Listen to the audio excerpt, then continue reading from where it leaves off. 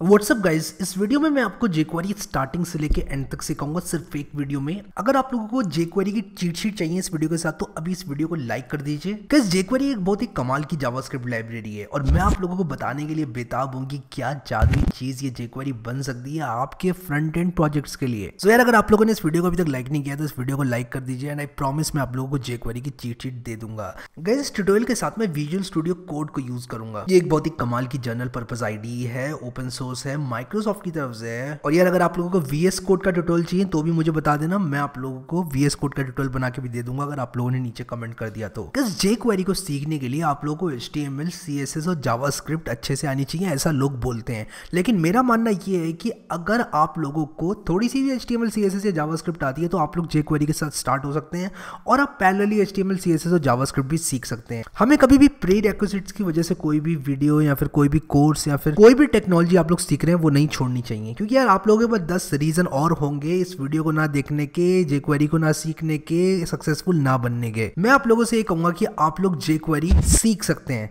बस आप लोग इस वीडियो को देखते जाइए और मैं आप लोगों को दिखाता हूं कि jQuery आपके लिए क्या क्या कर सकती है। एकदम बिगिनर फ्रेंडली वीडियो होने वाला है ये। आप लोग इस वीडियो को वॉच लेटर में भी ऐड कर सकते हैं, उससे क्या होगा कि ये वीडियो खोएगा नहीं, आपकी वॉच लेटर प्लेलिस्ट में हमेशा के लिए रहेगा। तो बाद में आप लोग को अगर jQuery का कभी रिवीजन भी करना है तो आप लोग यहाँ पर आगे कर सकते हैं। jQuery को स्टार्ट करने के लिए मैं यहाँ पर एक नया फोल्डर बनाऊंगा बहुत ही जल्दी। मैं यहाँ पर जाऊंगा न्यू फोल्डर पे और मैं यहाँ पर लिखूंगा jQuery इन वन वीडियो और उसके बाद मैं इस फोल्डर को खोल लूंगा। इस फोल्डर को खोलने के बाद मैं यहाँ पर क्या करूंगा, शिफ्ट दबा के राइट क्लिक करूंगा। शिफ्ट दबा के जैसे मैं राइट क्लिक करूंगा, ये मुझे ओपन पावरशेल विंडो हियर का ऑप्शन आ रहा है।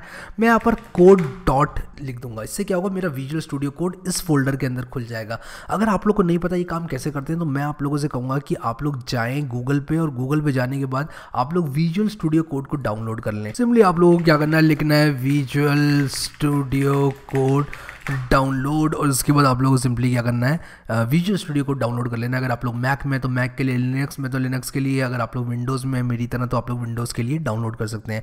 तो आप यूज़र इंस्टॉलर को यूज़ करें, 64 बिट वाले पे क्लिक कर दें और ये जो है आपका डाउनलोड होना स्टार्ट हो जाएगा। जैसे कि आप लोग देख रहे हैं मेरा ये डाउनलोड होना स्टार्ट हो चुका है। मैं अभी के लिए इसको जो है कैंसिल कर दूंगा क्योंकि मुझे ये नहीं चाहिए। अब विजुअल स्टूडियो कोड आप लोगों के लिए कई चीज़ें लेकर आता है, उसके बारे में मैं इस वीडियो में तो बात कम से कम नहीं करूंगा। अगर आप लोगों को देखना है मेरा वो विजुअल स्टूडियो का वीडियो जब भी वो आने वाला है तो मैं कहूँगा आप लोग अभी सब्सक्राइब करके बेल आइकन पे क्लिक कर दीजिए। सब्सक्राइब करना उन लोगों के लिए रिकमेंडेड है जो कि यहाँ पर आकर और कोडिंग सीखना चाहते हैं। मैं इस तरह के और बहुत सारे वीडियोस लाने वाला हूँ, तो अगर आप लोग चाहते हैं कि आप लोग यहाँ पर वापस आके मेरे साथ सीखें तो आप लोग इस चैनल को अभी सब्सक्राइब करके बेल आइकन पे क्लिक कर दीजिए। उससे होगा क्या कि आप लोग को नोटिफिकेशन आ जाएगी जब भी मैं वीडियो अपलोड करूंगा। और जैसे ही मैं इस तरह के और वीडियोस बनाऊंगा jQuery पे, फ्रंट एंड पे, पाइथन पे, बहुत सारे मैं टॉपिक्स लेकर आता हूँ आप लोगों के लिए। अगर आप लोग मिस नहीं करना चाहते हैं वीडियो तो अभी के अभी सब्सक्राइब क्लिक करके बेल आइकन दबा लीजिए। वापस आता हूँ अपने विजुअल स्टूडियो कोड में। जैसे कि आप लोग यहाँ पर देख रहे हैं मेरे यहाँ पर रीसेंट प्रोजेक्ट्स मुझे दिखा रहा है, स्टार्ट दिखा रहा है, हेल्प दिखा रहा है, काफ़ी चीज़ें मुझे दिखा रहा है। मैं यहाँ पर क्या करूँगा, मैं यहाँ पर इस प्लस पे क्लिक करूँगा, न्यू फाइल पे। ये एक न्यू डायरेक्टरी होती है इसके बाद, और एक होता है यहाँ पर न्यू फाइल। मैं न्यू फाइल पे क्लिक करके यहाँ पर बना लूँगा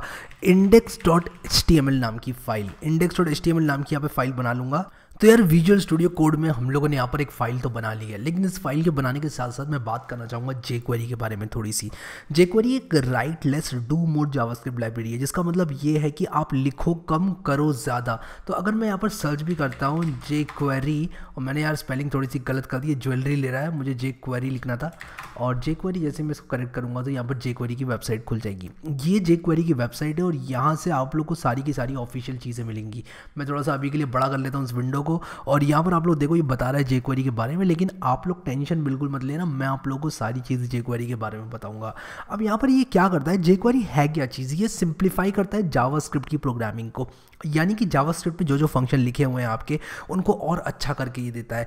यानी कि आप लोग एक लाइन में काफ़ी बड़े बड़े काम कर सकते हैं। जैसे कि मैं एग्जांपल लूँ अगर इसका कि button continue dot HTML next step, तो यहाँ पर इसने क्या किया, जो बटन था हमारा जिसकी क्लास कंटिन्यू थी उसकी HTML को ये सेट कर दिया एक लाइन में। तो मैं आप लोगों को ये सब चीज़ें बताऊंगा, अभी आप लोग टेंशन मत लेना। अब यहाँ पर ये क्या करता है, jQuery हमारा एक तो जावास्क्रिप्ट प्रोग्रामिंग को सिंप्लीफाई करता है। यानी कि जावास्क्रिप्ट में लिखा गया कुछ कोड है ये जो कि जावास्क्रिप्ट को आसान बनाता है यूज़ करना, और उसी के साथ साथ ये एजेक्स और डॉम मैनिपुलेशन में मदद करता है। अब ये डॉम मैनिपुलेशन क्या है, डॉम मैनिपुलेशन मतलब ये जो हमारे एलिमेंट्स होते होते हैं HTML के, इनको अगर मैं किसी की HTML चेंज करना चाहता हूँ, किसी की CSS चेंज करना चाहता हूँ, किसी को बड़ा करना चाहता हूँ, छोटा करना चाहता हूँ, एनिमेट करना चाहता हूँ, ये सारी चीज़ों को DOM मैनिपुलेशन कहते हैं। उसी के साथ साथ jQuery में हमारे पास कुछ प्लगइन्स होते हैं जिनको हम डाउनलोड कर सकते हैं। जैसे कि आप लोग यहाँ देखिए प्लगइन्स का ऑप्शन है, प्लगइन्स को डाउनलोड करके आप कोई भी काम कर सकते हैं। तो यहाँ पर टेंशन लेने की कोई ज़रूरत नहीं है, आप लोग को सिंपली इस वीडियो को आगे आप लोग देखते रहिए। jQuery यहाँ पर करता क्या है कि वो कोड जो कि जावास्क्रिप्ट में बहुत सारी लाइन्स लेता है, उनको आप लोग को कॉम्पैक्ट बना के कम लाइनों में लिख कर देता है, यानी कि आपकी ज़िंदगी को आसान बना देता है। अब आप में से कई लोग कहोगे यार jQuery क्यों सीख रहे हैं? यार देखो, जावास्क्रिप्ट के बहुत सारे फ्रेमवर्क्स आए, बहुत सारे लोगों ने बहुत काम किया, लेकिन jQuery एक ऐसा फ्रेमवर्क आया निकल के जो इतना पॉपुलर हो गया कि आज तक सारी की सारी बड़ी बड़ी कंपनियां उसको इस्तेमाल कर रही हैं।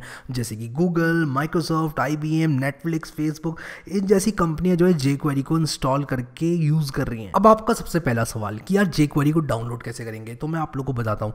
तो आप लोगों को करना क्या है, jQuery की वेबसाइट पर जाके यहाँ पे डाउनलोड jQuery वर्जन 3.3.1 कर देना है, और यहाँ पर ये जो आया आप लोगों को दे देगी ऑप्शन डाउनलोड करने का। अब यहाँ पर ये कह रहे हैं download the compressed version, production version of jQuery है, और एक होता है डाउनलोड दी अनकॉम्प्रेस्ड वर्जन। अब आप लोग को अनकॉम्प्रेस्ड और कॉम्प्रेस्ड में डिफरेंस बता दूं। देखो, कॉम्प्रेस्ड क्या होता है कि ये प्रोडक्शन के लिए होता है, यानी कि अगर आपका कोई कोड जा रहा है प्रोडक्शन में, यानी कि जा रहा है उस सर्वर में जहां पर आपके यूजर्स डायरेक्टली यूज करेंगे, इसको एक्सेस करेंगे, तो आप लोग क्या करेंगे, आप लोग यूज़ करेंगे इसका कॉम्प्रेस्ड वर्जन, ताकि स्पीड अच्छी रहे, सब कुछ जो है ऑप्टिमल रहे। लेकिन अगर आप लोग jQuery को इस्तेमाल करने के साथ साथ उसका कोड भी देखना चाहते हैं कि भाई क्या लिखा हुआ है jQuery के अंदर, कोई भी आपका एरर आ जाता है तो उसको सॉल्व करना चाहते हैं, तो आप लोग यूज़ करेंगे अनकॉम्प्रेस्ड डेवलपमेंट वर्जन। तो ये डिफरेंस होता है हमारा jQuery के कॉम्प्रेस्ड और अनकॉम्प्रेस्ड में। हम लोग यहाँ पर क्या करेंगे, कॉम्प्रेस्ड ही डाउनलोड कर देंगे, प्रोडक्शन वर्जन, क्योंकि मैं कोड के अंदर झाँक के अभी नहीं देखूंगा। तो यहाँ पर क्या है, code.jquery.com, jQuery 3.3.1.min.js यहाँ पर डाउनलोड हो गई है। अब मैं इसको सेव एज में क्लिक करूंगा, और सेव एज में क्लिक करने के बाद मैं अपने डेस्कटॉप में जाकर इसको सेव कर लूँगा। कहाँ पर, jQuery in one वीडियो वाले फोल्डर में, जो कि मैंने आप लोग का बनाया हुआ है। तो jQuery in one वीडियो मैंने ये फोल्डर यहाँ पे बनाया हुआ था, और मैं क्या करूँगा, यहाँ पर इसको सेव कर लूँगा। अब यहाँ पर एक अच्छी प्रैक्टिस होती है, अगर आप लोग एक फोल्डर बनाएं JS नाम का और उसके अंदर डाल दें, क्योंकि आप लोग क्लटर नहीं करना चाहेंगे फाइल्स को, आप लोग चाहेंगे आपकी फाइल्स ऑर्गेनाइज रहें। तो अगर मैं अपने विजुअल स्टूडियो कोड में यहाँ पर आऊँ, तो आप लोग देखिए यहाँ पर एक JS नाम का ये बन गया फोल्डर, jQuery 3.3.1 min.js यहाँ पर बन के आ चुकी है। तो यहाँ पर मैंने इसका कॉम्प्रेस्ड वर्जन यूज़ किया, आप लोग ध्यान रखें। लेकिन अगर मैं बात करूँ अनकॉम्प्रेस्ड वर्जन की, तो यहाँ पर आप लोग देखिए अनकॉम्प्रेस्ड वर्जन कुछ इस तरह दिखता है। इन्होंने क्या किया, सारे के सारे जो फंक्शंस लिखे हुए हैं, जो ग्लोबल वेरिएबल्स हैं, जो चीज़ें हमने यहाँ पर की हुई हैं, वो सब इन्होंने बताया हुआ है यहाँ पर कि भाई देखो हमने वेरिएबल बनाया, पुश नाम का ये किया, और यहाँ पर इन्होंने क्या किया है, कॉम्प्रेस्ड वर्जन में कॉम्प्रेस कर दिया कोड को, वहाँ पर रीडेबल नहीं रहेगा कोड। jQuery को डाउनलोड करने के साथ साथ आप CDN का भी इस्तेमाल कर सकते हैं। मैं भी यहाँ पर अपने विजुअल स्टूडियो कोड में आऊँगा, और उसके साथ साथ आप लोगों को क्या करूँगा, थोड़ा जूम इन करूँगा मैं यहाँ पर, और यहाँ पर मैं लिखूँगा HTML, और मैं डॉक टाइप ही लिख देता हूँ यहाँ पर। इससे क्या होगा, डॉक टाइप, या फिर मैं एक काम करता हूँ, अगर मैं ये करके कुछ ऐसे लिखता हूँ और यहाँ पर HTML लिखता हूँ, तो मुझे पूरा एक पेज ही दे देता है। तो आप लोग को जो है यहाँ पर, ये मैंने क्या कर दिया, तो मैं आपको वापस से करके दिखाता हूँ इसको। आपको इतना लिखना है और HTML लिखना है, और HTML आप जैसे ही लिखेंगे, एंटर मारेंगे, आपका पूरा जो पेज है ये उसको कंप्लीट करके दे देगा। तो यहाँ पर आप लोगों को करना क्या है, इसी के साथ साथ यहाँ पर पेज का टाइटल चेंज कर लेना है। मैं यहाँ पर लिखूँगा jQuery ट्यूटोरियल, और इसी के साथ साथ मैं यहाँ पर,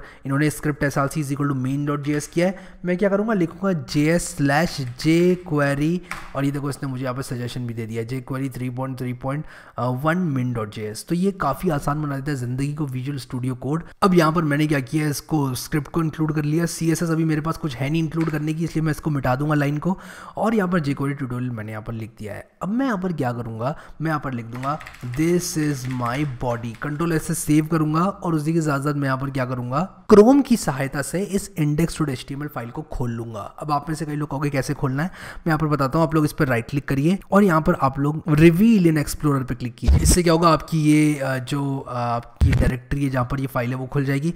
इसके बाद आप index.html को कुछ इस तरह लिख सकते हैं। यहाँ पर इंस्पेक्ट पे क्लिक करेंगे तो आपको जावास्क्रिप्ट कंसोल भी दिखेगा। मैं कंसोल को साइड में रखना पसंद करता हूँ जब मैं ट्यूटोरियल बना रहा हूँ, नीचे रखना पसंद करता हूँ जब मैं अपना काम कर रहा हूँ। तो अभी मैं साइड में रखूँगा कंसोल को। अब यहाँ पर जो है मैं जो भी कोड लिखूँगा यहाँ पर इंजेक्ट कर सकता हूँ। हूँ, यहाँ पर मुझे एरर वगैरह सारे के सारे दिखाएगा ये। अब यहाँ पर आप में से कई लोग कहेंगे कि jQuery को हमने डाउनलोड कर लिया, तो क्या कोई ऐसा तरीका है कि हम डायरेक्टली वेब से एक्सेस कर ले? तो हाँ यार, ऐसा तरीका है। एक चीज़ और जो यहाँ पर मैं आप लोगों को बताना चाहूँगा वो ये है कि आप लोग की जो jQuery है इसको बॉडी के बाद इंक्लूड करें, ताकि आपका पूरा जो HTML का डॉम है वो लोड हो जाए, उसके बाद jQuery लोड हो। कंट्रोल से सेव करूँगा मैं और यहाँ पर आ जाऊँगा अपने ब्राउजर में, रिलोड करूँगा तो कोई फ़र्क यहाँ पर पड़ेगा नहीं। इसके बाद मैं यहाँ पर क्या करूँगा, एक स्क्रिप्ट टैग और लगाऊंगा, और स्क्रिप्ट टैग लगाने के बाद क्या करूँगा, यहाँ पर मैं अपनी कस्टम जावास्क्रिप्ट लिखूँगा। तो मैं अगर यहाँ पर लिखूँगा console.log और डॉलर, और यहाँ पर कंट्रोल से सेव करूँ और उसके बाद इसको रिलोड करूँ, तो यहाँ पर देखो ये मुझे दे रहा है ये। लेकिन अगर मैं अपनी jQuery को हटा दूँ, यानी कि मैं इसको कर दूँ कमेंट आउट, कंट्रोल/ यूज़ किया मैंने VS कोड का शॉर्टकट कमेंट आउट करने के लिए, और रिलोड करूँ, तो यहाँ पर ये मुझे एरर देगा। देखो ये एरर दे रहा है, कह रहा है reference dollar is not defined.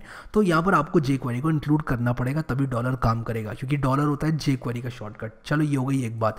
अब मैं आपको बात करना चाहूँगा CDN के बारे में, आप लोग को थोड़ा बताना चाहूँगा CDN क्या होता है। अगर मैं यहाँ पर लिख दूँ jQuery CDN गूगल, तो CDN होता है कंटेंट डिलीवरी नेटवर्क। क्या करता है ये? आपकी मदद ये करेगा, आप लोग को देगा CDN, यानी कि आप लोग को इंटरनेट की मदद से jQuery जो है वो सर्व करेंगे आप लोग। यहाँ पर अगर मैं अनकम्प्रेस्ड पे क्लिक करूँ या फिर मिनीफाइड पे क्लिक करता हूँ, तो मैं अगर इसको कॉपी कर लूँ, यहाँ पर कंट्रोल-C से कॉपी करूँगा और यहाँ पर पेस्ट कर दूँ, तो मैं CDN का इस्तेमाल कर रहा हूँ अभी। तो उससे क्या होगा, अब मैं इसको रिलोड करूँगा, यहाँ पर कहाँ गया मेरा jQuery ट्यूटोरियल, तो ये देखो मेरा एरर वापस से चला गया, क्योंकि मैं लेकर आ रहा हूँ code.jquery.com से ये jQuery। इसी के साथ साथ आप गूगल CDN का भी इस्तेमाल कर सकते हैं, माइक्रोसॉफ्ट CDN का इस्तेमाल कर सकते हैं, बहुत सारे CDNs हैं। देखो मैंने यहाँ पर CDN गूगल लिखा हुआ है, ये होस्टेड लाइब्रेरीज़ में आ रहा है। इसकी जगह अगर आप लोग ये इस्तेमाल करें, यानी कि jQuery 3.3.1 अगर आप लोग यहाँ से इंस्टॉल कर रहे हैं, यहाँ से आप लोग यूज़ कर रहे हैं, ये स्क्रिप्ट टैग यूज़ कर रहे हैं, तो भी काम हो जाएगा। तो ये आपकी मर्ज़ी है, आप कहाँ से किसका CDN इस्तेमाल करना चाहते हैं, सभी फास्ट होते हैं।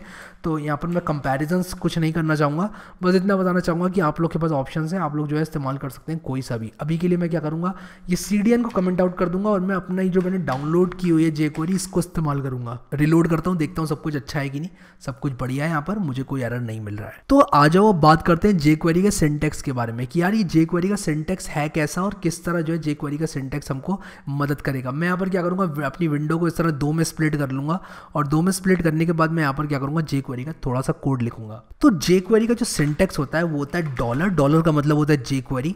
मैं आप लोग को एक और चीज़ यहाँ पर दिखाना चाहूँगा, जो डॉलर होता है वो कुछ नहीं होता है, वो jQuery ही होता है। अगर मैं यहाँ पर डॉलर की जगह jQuery लिख के इसको रिलोड करूँ तो बात वही बनेगी, ठीक है। अब मैं यहाँ पर क्या करूँगा, मैं यहाँ पर लिखूँगा console.log we are using jQuery, और मैं कंट्रोल से सेव करके इसको रिलोड करूँगा, देखो we are using jQuery यहाँ पर आ गया है। तो जैसे जैसे मैं चेंज करूँगा यहाँ पर, वैसे वैसे यहाँ रिफ्लेक्ट होता जाएगा। jQuery का जो सिंटैक्स होता है वो कुछ इस तरह का होता है। सबसे पहले मैं लिखूँगा डॉलर, उसके बाद मैं डॉलर के बाद यहाँ पर लिखूँगा सेलेक्टर, और उसके बाद यहाँ पर मैं लिखूँगा डॉट फंक्शन, या फिर फंक्शन ना लिख के मैं अगर एक्शन लिखूं तो ये ज़्यादा सेंस बनाएगा। तो सेलेक्टर डॉट एक्शन होता है मेरा jQuery का सिंटैक्स। तो इस सिंटैक्स को मैं किस तरह इस्तेमाल करूंगा, मैं आप लोग को एक एग्जांपल देता हूं। मैं अपनी बॉडी के अंदर एक पैराग्राफ टैग डालूंगा। मान लो मैंने पैराग्राफ टैग डाला यहाँ पर कुछ इस तरह से, और मैं यहाँ पर दिस इज़ माई बॉडी को पैराग्राफ के अंदर डाल दूंगा। तो मैं इसको दिस इज़ माई बॉडी को पैराग्राफ के अंदर डाल देता हूँ। अब अगर मैं यहाँ पर लिखूँगा डॉलर और मैं यहाँ पर लिखूँगा P, यानी कि सेलेक्ट कर लो पैराग्राफ्स को, डॉट क्लिक, जैसे ही उस पर कोई क्लिक करे या फिर उस पर क्लिक कर दो। मैंने शायद आप लोगों को कंफ्यूज कर दिया। देखो डॉलर P डॉट क्लिक, अगर मैं कुछ इस तरह लिखूंगा इसका मतलब होगा कि P पर क्लिक कर दो। तो मैं यहाँ पर लिख देता हूँ क्लिक ऑन P, और कंट्रोल D से इसको रेप्लिकेट करूँगा, अपने VS कोड का शॉर्टकट यूज़ करूँगा। अगर मैं कुछ इस तरह लिखूँ डॉलर P डॉट क्लिक और फंक्शन, और उसके बाद मैं कुछ इस तरह खोल दूँ, तो इसका मतलब ये होगा do this when we click on P, ठीक है। तो अब यहाँ पर मैं जो भी करूँगा, मैं यहाँ पर मान लो लिख दूँ console.log, और उसके बाद मैं यहाँ पर लिख दूँ you clicked on P। Control से इसको सेव करूँगा, रिलोड करूँगा, जैसे मैं क्लिक करूँगा ये देखो कह रहा है you clicked on P, यहाँ पर कंसोल में दिखा रहा है मुझे।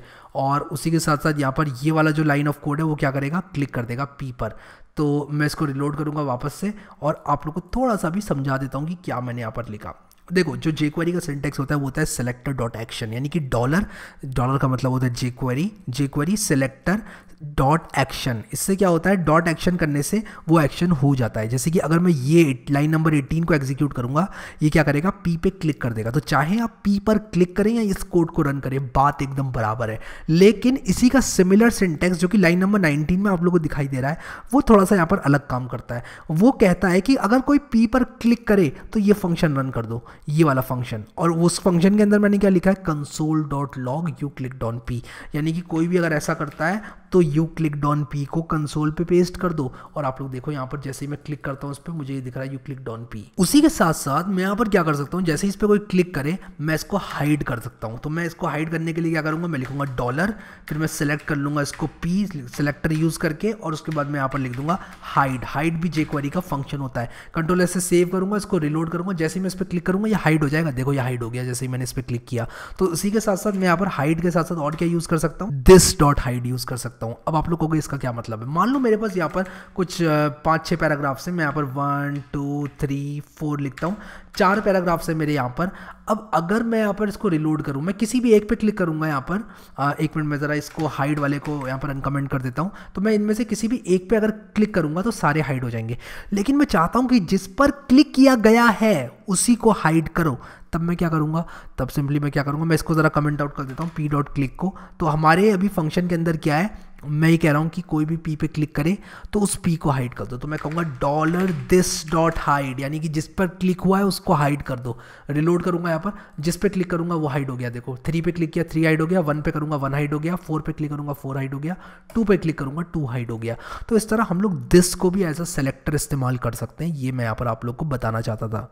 उसी के साथ साथ हम लोग आईडी और क्लास को भी इस्तेमाल कर सकते हैं। अगर मान लो कोई आईडी को हम सेलेक्ट करना चाहते हैं तो मैं यहाँ पर लिख दूंगा #id, और अगर मैं किसी क्लास को सेलेक्ट करना चाहूँगा तो मैं लिख दूंगा यहाँ पर डॉट क्लास, क्योंकि जो क्लास होती है उसको हम डॉट से लिखते हैं, आईडी को हम लोग हैश से लिखते हैं। आईडी एक एलिमेंट की यूनिक होती है और क्लास जो होती है वो मल्टीपल एलिमेंट्स पे भी हो सकती है। तो यहाँ पर ये जो है हमें ध्यान देना है, इसके बारे में हम लोग और बात करेंगे। तो मैं यहाँ पर क्या करूँगा, इस कोड को भी कमेंट आउट कर दूंगा। सारा का सारा कोड आपको डिस्क्रिप्शन में मिल जाएगा, तो टेंशन मत लेना कोड लिखने की। आप लोगों को सिंपली समझना है कॉन्सेप्ट्स को, अपने आप को jQuery का एक बादशाह बनाना है। ये आपका टारगेट होना चाहिए। टारगेट आपका ये नहीं होना चाहिए कि आप लोगों को कोड लिखना है और कॉपी करना है जो मैं लिख रहा हूँ। बात करते हैं डॉक्यूमेंट रेडी इवेंट के बारे में। अभी मैंने आप लोग को जितनी जावास्क्रिप्ट यहाँ पर लिख की थी वो एग्जीक्यूट तो हो रही थी, बिल्कुल अच्छे से काम कर रही थी। लेकिन जब पेज हमारा बड़ा होता है और हमारे पेज को लोड होने में थोड़ा टाइम लगता है, तो ऐसा हो सकता है कि आपका पेज जो है वो लोड हो रहा है लेकिन आपने जावास्क्रिप्ट एग्जीक्यूट कर दी। यानी कि ऐसा हो सकता है कि आपका कोई पैराग्राफ अभी तक आया नहीं है पेज पे और आपने कह दिया उसको हाइड कर दो। तो ऐसे में क्या होता है, इशू हो सकता है। तो आपको अपनी जावास्क्रिप्ट तब तक नहीं चलानी चाहिए जब तक आपका डॉक्यूमेंट रेडी ना हो जाए। यहाँ पर आप लोग कैसे गारंटी करेंगे इस बात को कि आपका डॉक्यूमेंट रेडी हो गया है? आप लोग को यहाँ पर लिखना पड़ेगा document.ready फंक्शन, और यहाँ पर jQuery में ये सिंपली कुछ इस तरह से दिखाई देता है। तो मैं यहाँ पर क्या करूँगा, लिखूंगा यहाँ पर डॉलर, और यहाँ पर लिखूंगा क्या लिखूंगा, यहाँ पर document डॉट रेडी, और उसके बाद मैं यहाँ पर लिखूंगा फंक्शन, और उसके बाद फंक्शन के बाद मैं यहाँ पर क्या करूँगा, फंक्शन को कुछ इस तरह से लिखूंगा, और यहाँ पर मैं इसको मिटा देता हूँ, और फंक्शन मैं इस तरह लिखूंगा, और सारी की सारी योर jQuery कोड हेयर, और सारा का सारा jQuery कोड यहाँ पर आ जाएगा। तो यहाँ पर मैं लिखूंगा, तो मैं सारा का सारा jQuery कोड जो कि मैंने लिखा है अभी तक उसको कट करूँगा और यहाँ पर पेस्ट कर दूंगा। एक और चीज़ आप लोग को बताना चाहूँगा विजुअल स्टूडियो कोड की। आप लोग राइट क्लिक करके यहाँ पर कर सकते हैं इसको, फॉर्मेट डॉक्यूमेंट पे क्लिक कर सकते हैं। आप लोग फॉर्मेट डॉक्यूमेंट पे क्लिक करोगे, देखो इसने इंडेंटेशन वगैरह बिल्कुल अच्छे से कर दिया, कोड आपका बहुत खूबसूरत दिखाई दे रहा है अब। तो ये काम जो है विजुअल स्टूडियो कोड आपका कर देता है। तो मैं आशा करता हूँ समझ में आया होगा आप लोग को योर jQuery कोड हेयर, ये document.ready जो मैंने फंक्शन बनाया ये क्यों बनाया। तो मैंने ये इसलिए बनाया ताकि मेरा पहले डॉक्यूमेंट रेडी हो जाए, उसके बाद मैं डॉक्यूमेंट पे कुछ काम करूँगा। अगर मैं कुछ ऐसा कर बैठा कि कोई इमेज अभी तक रेंडर हुआ नहीं है और मैं कह दूँ कि इमेज को हाइड कर दो, कोई जो है पैराग्राफ टैग जो है आया नहीं है और मैं कह रहा हूँ कि पैराग्राफ की क्लास को ले लो, तो वो सारी चीज़ें मैं अगर करूँगा तो मुझे प्रॉब्लम में मैं पढ़ सकता हूँ। तो उस प्रॉब्लम से बचने के लिए मैं document.ready फंक्शन का इस्तेमाल करूँगा। अब jQuery की टीम ने एक बहुत अच्छा काम किया है और उन्होंने क्या किया है, document.ready फंक्शन का एक शॉर्टकट बनाया है, और वो है सिर्फ डॉलर फंक्शन। यानी कि आप अगर ये चीज़ नहीं भी लिखते हैं तब भी काम चल जाएगा। लेकिन मैं रेकमेंड करता हूँ कि आप लोग ये चीज़ लिखें, क्योंकि आप लोगों के जो फेलो प्रोग्रामर्स हैं उनको ये बात हो सकता है ना पता हो, ये शॉर्टकट ना आता हो और वो कंफ्यूज हो जाए ये देखकर कि यार ये क्या लिखा हुआ है। लेकिन अगर आप लोग अपने लिए कोड लिख रहे हैं या फिर किसी ओपन सोर्स कम्युनिटी के लिख रहे हैं तो आप ये चीज़ इंक्लूड कर सकते हैं। आप इतना लिखेंगे तो भी काम चल जाएगा। लेकिन मैं फॉर सम रीज़न ये प्रेफर करता हूँ क्योंकि ये एकदम मुझे दिख रहा है। तो मैं खुद अगर आता हूँ 6 महीने बाद, थोड़ा मैं भूल जाता हूँ jQuery, मैं अपना कोड ही रीड करने आता हूँ कि document.ready क्या है। तो क्या होगा, document.ready मुझे पता चल जाएगा क्या है। document.ready सिंपली क्या है कि मेरा डॉक्यूमेंट जब तैयार हो जाए तब इस कोड को रन कर दो। तो कुछ ऐसा मैं कह रहा हूँ document.ready बोलकर। तो अभी तक हम लोगों ने जो है यहाँ पर काफ़ी चीज़ें देखी। हम लोगों ने यहाँ पर अभी ज़्यादा कुछ किया नहीं है। रिलोड करूँ यहाँ पर तो 4 हमने पैराग्राफ टैग्स बनाए और यहाँ पर उस पर हमने jQuery चलाई है। यहाँ पर सिर्फ console.log करके वी आर यूजिंग jQuery यहाँ पर लिख दिया है मैंने। अब मैं आप लोगों को यहाँ पर बताना चाहूँगा jQuery के 3 तरह के सबसे मुख्य सेलेक्टर जो होते हैं उनके बारे में। तो हमारे 3 तरह के सेलेक्टर्स होते हैं यहाँ पर। तो मैं नोट्स भी एक तरह से लिखता जाऊँगा। यहाँ पर मैं लिखूँगा यहाँ पर there are 3 main types of selectors in jQuery। ठीक है, कौन कौन से होते हैं वो? नंबर 1 होता है आपका एलिमेंट सेलेक्टर, नंबर 2 आपका क्या होता है, क्लास सेलेक्टर, और नंबर 3 होता है आपका आईडी सेलेक्टर। तो आईडी सेलेक्टर और यहाँ पर हमारे 3 तरह के होते हैं। अब यहाँ पर आईडी सेलेक्टर को पहले लिखता हूँ, क्लास सेलेक्टर को बाद में लिखता हूँ, क्योंकि आईडी एंड क्लासेस होता है, क्लास एंड आईडी नहीं होता। ये मैं ऐसे ही लिख रहा हूँ, ठीक है, कोई इसमें कोई ज़्यादा मैथ्स नहीं है। तो एलिमेंट, आईडी और क्लास। कमेंट आउट कर देता हूँ ना, एग्जीक्यूट नहीं होगा। देखो अगर मैं इसको ऐसे ही चलाऊंगा तो ये मुझे एरर थ्रो करेगा, ये बोलेगा कि यार क्या लिख दिया यहाँ पर, देखो अनकॉट सिंटेक्स एक्सेप्शन। फिर आप इस पर क्लिक करके देख सकते हो कहाँ पर एरर आया, तो ये मुझे बता रहा है कि भाई ये क्या लिख दिया, ये तो कुछ jQuery का सिंटेक्स है ही नहीं। तो इस तरह आप लोग जो है एरर्स को देख सकते हो। लेकिन अभी मैं यहाँ पर क्या करूँगा, इसको कमेंट आउट कर दूंगा। तो मैं अभी यहाँ पर अपने कंसोल में वापस आ जाता हूँ और इसको यहाँ पर कमेंट आउट कर देता हूँ इन 3 लाइन्स को, ताकि मुझे कोई एरर ना देखने को मिले। एलिमेंट सेलेक्टर की बात करते हैं। एलिमेंट सेलेक्टर मैंने आप लोग को ऑलरेडी बताया हुआ है। यहाँ पर मैं एलिमेंट सेलेक्टर का प्रयोग कर रहा हूँ। मैं इसको पी एलिमेंट को सेलेक्ट कर रहा हूँ। तो मैं सारे के सारे एलिमेंट्स को सेलेक्ट कर लेता हूँ एलिमेंट सेलेक्टर की मदद से। यहाँ पर मैं वापस से लिखूंगा, यहाँ पर मैं लिख देता हूँ, मैं अपना जो ये है इसको अंदर ले जाता हूँ। तो योर jQuery कोड हेयर, और यहाँ पर मैंने console.log करके दिखाया, फिर मैंने selector.action के बारे में आप लोग को बताया। यहाँ पर मैं लिख देता हूँ यार थोड़ा सा आप लोग के लिए, ताकि आप लोग को नोट्स एक तरह से हो जाए आप लोगों के लिए। jQuery syntax looks like this। इसके बाद मैं यहाँ पर क्या करूँगा, p.click मैंने किया है और यहाँ पर मैं यहाँ पर लिख देता हूँ clicks on all the p elements। ठीक है, Ctrl से सेव करूँगा और जो मैंने Ctrl+X किया था उसको यहाँ पर पेस्ट कर दूंगा और अपनी जो डॉक्यूमेंट है उसको ब्यूटीफाई कर लेता हूँ फॉर्मेट डॉक्यूमेंट पे क्लिक करके। मैं यहाँ पर लिख दूंगा this is an example of element selector. तो मैंने एलिमेंट सेलेक्टर का एग्जांपल यहाँ पर आप लोग को दे दिया p.click करके। तो मैं यहाँ पर एक काम करता हूँ, मैं इस एग्जांपल को नीचे ले जाता हूँ यार, आप लोग को यहाँ पर दे देता हूँ। तो मैं यहाँ पर नंबर 1 लिखूंगा एलिमेंट सेलेक्टर, और यहाँ पर लिख दूंगा this is an example of an element selector which clicks on all P. ठीक है, सारे के सारे पी पर अगर मैं क्लिक करूँगा तो क्या होगा, मेरा जो सारे के सारे पी हैं वो हाइड हो जाएंगे। तो मैं यहाँ पर लिखूँगा डॉलर और यहाँ पर लिखूँगा पी और यहाँ पर मैं डॉट लिखूँगा क्लिक, और जैसे ही मैं क्लिक करूँगा इस पे सब पे सारे के सारे पी एलिमेंट्स हाइड हो जाएंगे, तो मुझे ब्लैंक पेज दिखेगा। तो ब्लैंक पेज अभी नहीं दिख रहा है मुझे, यू क्लिक्ड ऑन पी दिख रहा है, क्योंकि मैंने यहाँ पर जो है अपना हाइड वाला जो फंक्शन है उसको मैंने कमेंट आउट कर दिया है। तो सही है, यहाँ पर 4 मुझे यू क्लिक्ड ऑन पी दिखे, जो कि लाजमी भी था, क्योंकि यू क्लिक्ड ऑन पी यहाँ पर मैंने 4 बार क्लिक किया इन सारे के सारे पी पर, तो यू क्लिक्ड ऑन पी मुझे 4 बार दिखा। चलो ये हो गया हमारा एलिमेंट सेलेक्टर। अब बात करेंगे आईडी सेलेक्टर के बारे में। तो मैं यहाँ पर लिखूँगा नंबर 2 और यहाँ पर मैं लिखूँगा आईडी सेलेक्टर, और मैं यहाँ पर लिखूँगा this is an example of ID selector. ठीक है, तो मैं यहाँ पर एक काम करूँगा, यहाँ पर आईडी सेलेक्टर के लिए क्या करूँगा, एक पैराग्राफ को एक आईडी दे दूँगा। तो मैं यहाँ पर पैराग्राफ को लिखूँगा आईडी इज़ इक्वल टू, और यहाँ पर लिख दूँगा सेकंड। ठीक है, तो सेकंड वाला जो है मैंने इसको ID is equal to second दे दिया। अब मैं यहाँ पर क्या करूँगा, आईडी सेलेक्टर में सेकंड वाले को सेलेक्ट करके, तो मैं यहाँ पर लिखूँगा डॉलर और यहाँ पर मैं लिखूँगा हैश सेकंड और मैं यहाँ पर लिख दूँगा डॉट क्लिक।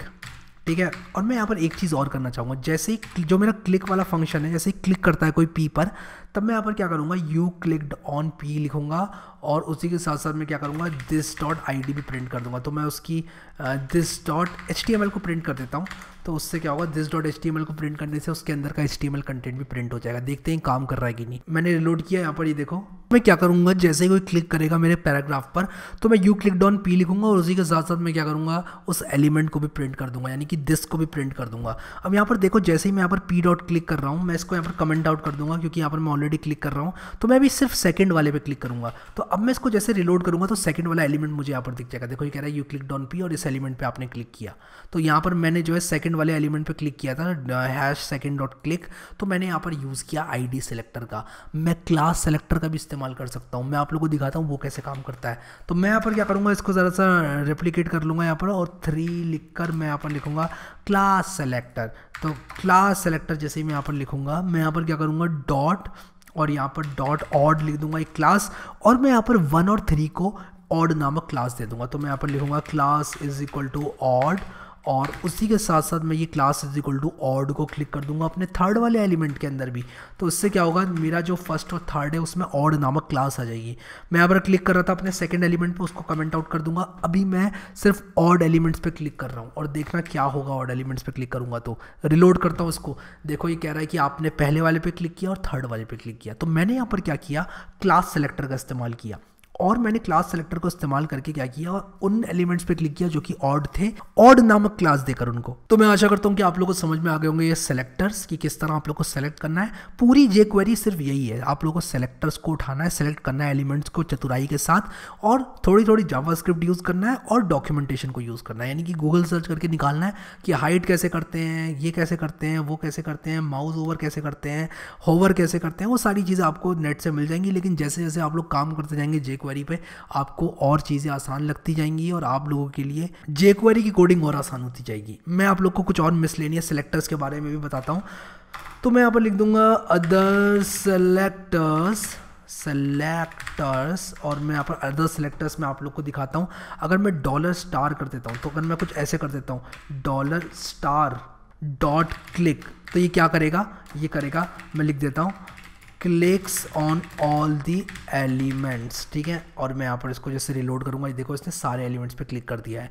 उसी के साथ साथ आप लोग क्या कर सकते हैं, दिस का इस्तेमाल कर सकते हैं। वो मैंने आप लोग को यहाँ पर दिखाया था। दिस पे अगर आप लोग करेंगे तो उस एलिमेंट पे क्लिक। अब आप लोग अगर वो पैराग्राफ सेलेक्ट करना चाहते हैं जिसकी क्लास ऑड है, तो आप लोग कुछ इस तरह में लिख सकते हैं p.odd, और जैसे आप p.odd क्लिक करेंगे तो क्या होगा, वो क्लिक हो जाएगा पैराग्राफ जिसकी क्लास ऑड है। मैं रिलोड करके आप लोग को दिखाता हूँ। ये देखो हमारे ऑड क्लास वाले जो है पैराग्राफ्स क्लिक हो चुके हैं, ठीक है। अगर मैं यहाँ पर p.odd की जगह लिख दूँ p:1, तो मैं अगर यहाँ पर कुछ इस तरह लिख दूँ p:1, कंट्रोल से सेव करूं, रिलोड करूं, तो हमारा पहला पैराग्राफ जो है वो क्लिक हो जाएगा, ठीक है। तो ये भी एकदम सिंपल सी कहानी है। उसी की तरह और भी सिलेक्टर्स हैं, वो मैं आप लोग को चीट शीट के अंदर दे दूंगा, तो आप लोग वहां से देख लेना। अभी हम इस ट्यूटोरियल को आगे बढ़ाएंगे। गाइस, जब भी हम लोग काम करते हैं jQuery के अंदर या फिर जावास्क्रिप्ट हमें कुछ ज़्यादा लिखनी पड़ती है, तब हम लोग क्या करेंगे, हम लोग चाहेंगे कि हमारी ये जो जावास्क्रिप्ट है ये एक अलग फाइल में आ जाए, और ये एक बहुत अच्छी प्रैक्टिस होती है। तो मैं अगर यहाँ पर JS के अंदर एक नई फाइल बना लूँ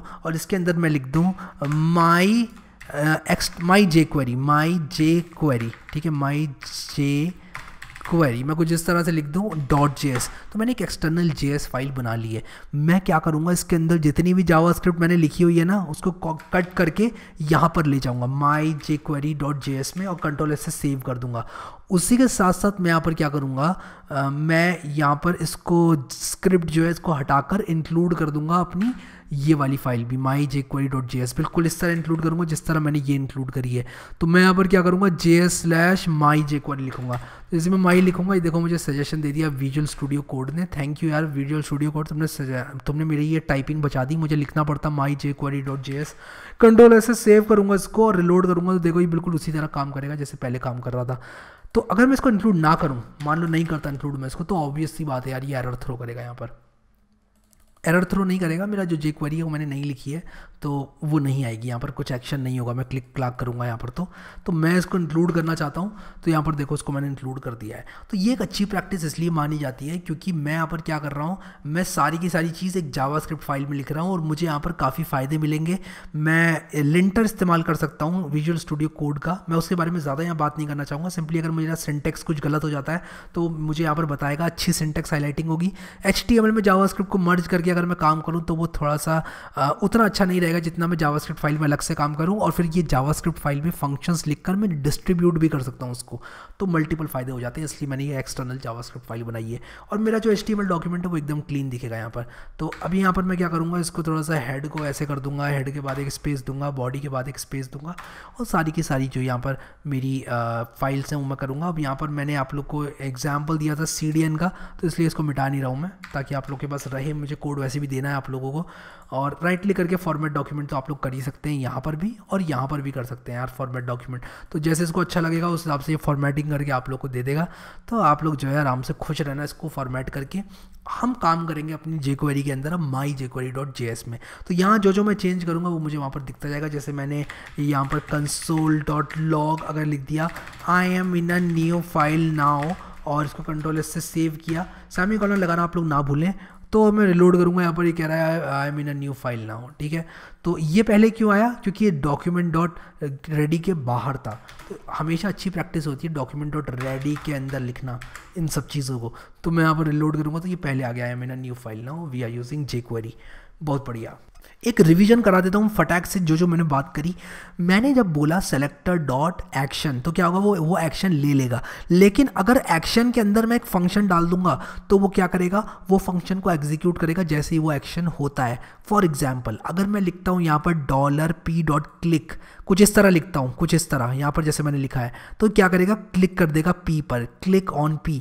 लेकिन अगर मैं लिखता हूँ $p.click और उसके अंदर डाल देता हूँ एक फंक्शन, तो वो क्या करेगा, वो ये बोलेगा कि कोई भी p पे क्लिक करेगा तो कर दो एग्जीक्यूट इस फंक्शन को।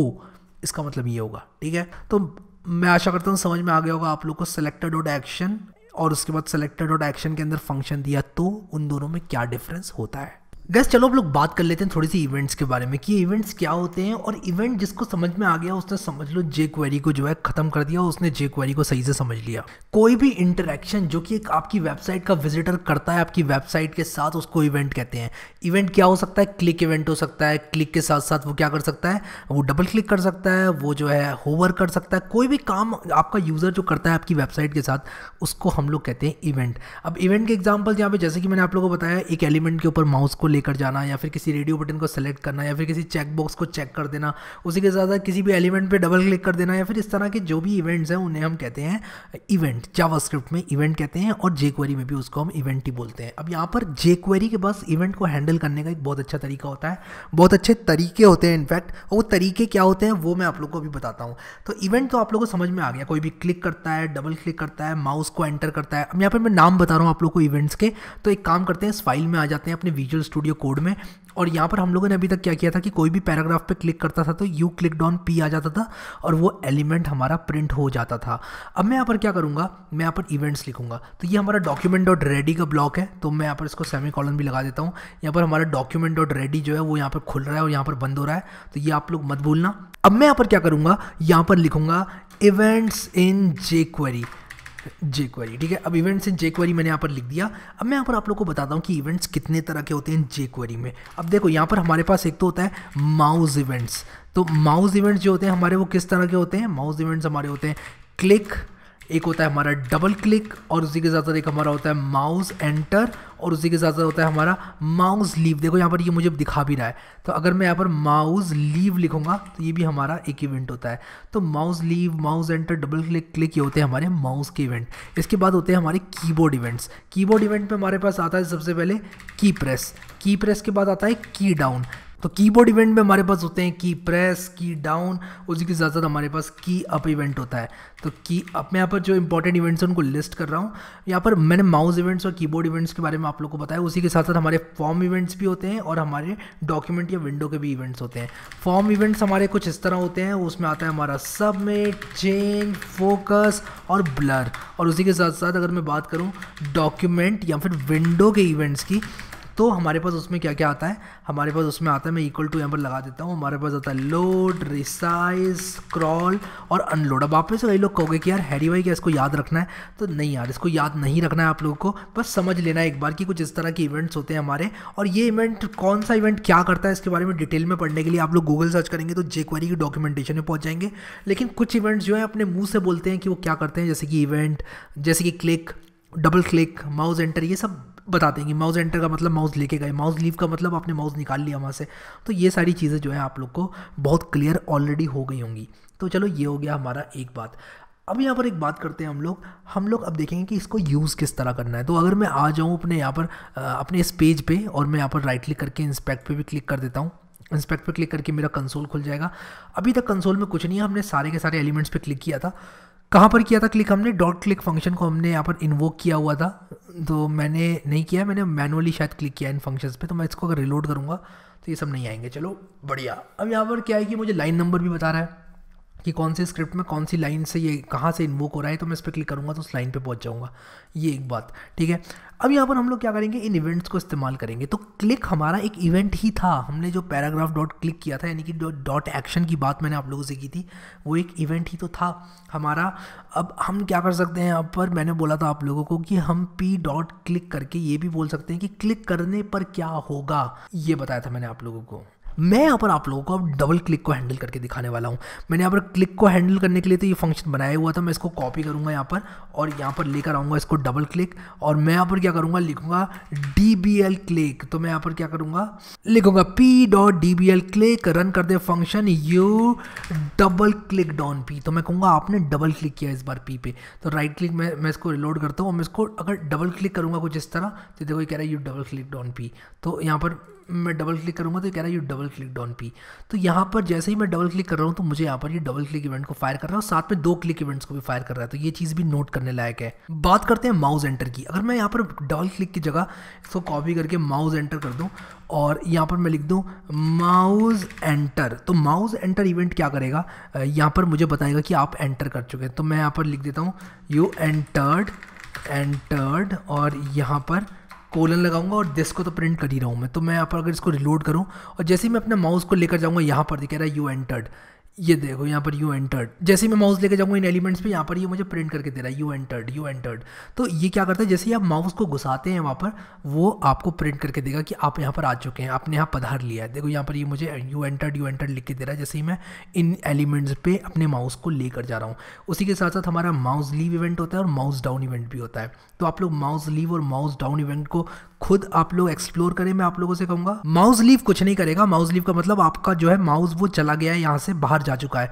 और माउस डाउन मतलब आपने कोई भी क्लिक किया है अगर माउस से, तो वो माउस डाउन इवेंट होता है। वो कोई भी क्लिक हो सकता है, लेफ्ट राइट मिडिल कोई भी क्लिक हो सकता है। इसी के साथ साथ हमारे पास एक माउस अप फंक्शन होता है, जो कि आप जैसे ही माउस का कोई भी बटन दबा के छोड़ते हैं, यानी कि दबाया आपने पहले, जैसे ही आप छोड़ेंगे वो इवेंट फायर हो जाएगा। तो माउस अप इवेंट तब काम करता है हमारा जब आप उसको छोड़ेंगे। होवर के बारे में तो आपको पता ही होगा, मैं होवर आप लोगों को करके भी दिखा देता हूँ। यहाँ पर अगर मैं यहाँ पर होवर लिखूँ तो ये यहाँ पर लिखेगा यू होवर्ड ऑन।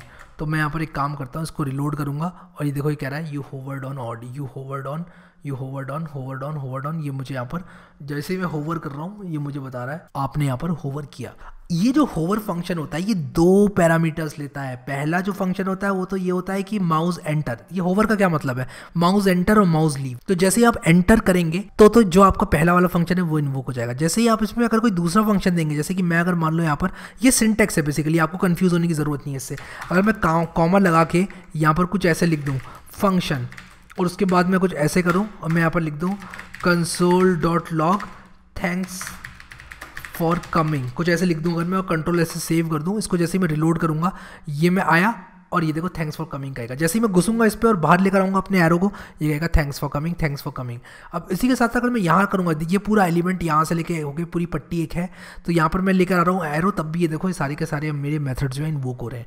तो यहाँ पर मैं आशा करता हूँ कि इवेंट तो आप लोग को सही से समझ में आ गया होगा, आप लोग आराम से जो है इवेंट्स पे काम करना सीख गए होंगे। यहाँ पर मैं जितने भी इवेंट्स यहाँ पर अटैच किए हुए हैं इसको मैं क्या करूँगा, हटा दूंगा। अभी यहाँ पर मैंने जितने भी इवेंट्स यहाँ पर क्लिक को छोड़ के सारे के सारे इवेंट्स को मैं यहाँ पर कमेंट आउट कर दूंगा।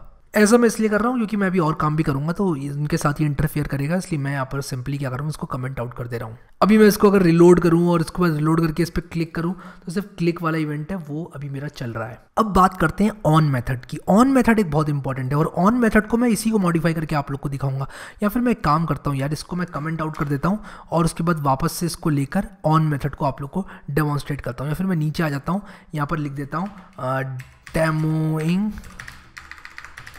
दी ऑन मेथड। तो मैं ऑन मेथड को यहाँ पर डेमो करूँगा और मैं यहाँ पर आप लोगों को दिखाऊंगा ऑन मेथड किस तरह काम करता है। अगर मैं यहाँ पर लिखूँ कुछ इस तरह, सेलेक्ट किए मैंने सारे पैराग्राफ, मैं कहूँ ऑन क्लिक, जैसे ही इस पर कोई क्लिक करे तब तो भाई चला दो एक फंक्शन, तब चला दो क्या, एक फंक्शन। और उस फंक्शन को चला के मैं यहाँ पर इसको क्लियर कर देता हूँ। इसके पैरामीटर्स कुछ इस तरह मैं रखूँगा सिंटेक्स इसका, और फंक्शन चला दो और उसके बाद क्या लिखो, उसके बाद यहाँ पर लिख दो console.log थैंक्स फॉर क्लिकिंग, और उसके बाद मैं यहाँ पर लिख दूंगा कॉमा लगा के दिस। तो दिस क्या करेगा, वो प्रिंट कर देगा एलिमेंट को। तो मैंने यहाँ पर ये लिखा कि भाई जब भी कोई इस पर क्लिक करेगा तब क्या होगा, यहाँ पर सिंपली कुछ ऐसा हो जाएगा। तो मैं अगर इस पर क्लिक करूँगा तो आप लोग को यार हैरी भाई तो बताया था, अभी बार बार क्यों बता रहे हो, लेकिन मैं बताता हूँ क्यों बता रहा हूँ। देखो मैंने क्लिक किया तो ये आया, इस पर क्लिक किया तो ये आया। अब मैं इस पर मल्टीपल इवेंट हैंडलर्स को भी अटैच कर सकता हूँ, यानी कि मैं ये कुछ इस तरह कर सकता हूँ। मैंने ऑन लिखा, यहाँ पर ऑन लिखने के बाद मैं कुछ ऐसे लगा सकता हूँ, यहाँ पर एक कुछ ऐसे मैं लगा दूंगा और उसी के साथ साथ मैं ये ऐसे लगा दूंगा। और मैं यहाँ पर कहूँगा कि ऑन, जैसे ही कोई क्लिक करे भाई तब तो ऐसा करना, कोई क्लिक करे तब तो ये फंक्शन रन कर देना, ठीक है। और उसके बाद जैसे जैसे यहाँ पर लोग और काम करें वैसे वैसे वो फंक्शन भी रन करते जाना, ठीक है। तो जैसे मैंने यहाँ पर क्लिक किया, अब यहाँ पर क्लिक में मुझे कुछ ये इस तरह देने की ज़रूरत नहीं है, मैं यहाँ पर क्लिक ऐसे ही लिख सकता हूँ। तो मैं इसको यहाँ पर सिंटेक्स को थोड़ा सा ब्यूटीफाई कर देता हूँ, राइट क्लिक करके, और फॉर्मेट डॉक्यूमेंट भी कर देता हूँ। उससे क्या होगा कि मेरा ये थोड़ा अच्छा दिखेगा, ठीक है।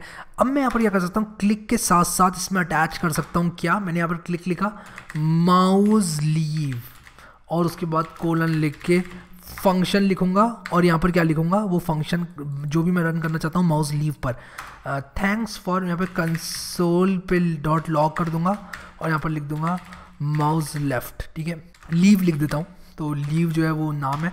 तो इस तरह आप लोग कितने भी इवेंट हैंडलर्स जो है अटैच कर सकते हैं। रिलोड करता हूँ, अब यहाँ पर देखो ये कह रहा है अनकॉट रेफरेंस क्लिक, तो यार मुझे यहाँ पर कॉमा नहीं, मुझे यहाँ पर कोलन लगाना पड़ेगा। तो मैंने यहाँ पर जो है सिंटेक्स में थोड़ी सी गड़बड़ कर दी। अब मैं इसको रिलोड करूँगा अगर यहाँ पर, तो ये देखो मेरा बिल्कुल सही से चल गया है। तो जैसे ही मैं अपना माउस लेकर जाऊँगा, यहाँ पर क्लिक करूँगा और माउस लीव करूँगा तो माउस लीव आ गया। फिर उसके बाद मैं माउस लेकर जाऊँगा वापस, क्लिक करूँगा, लीव करूँगा, माउस लीव आ गया।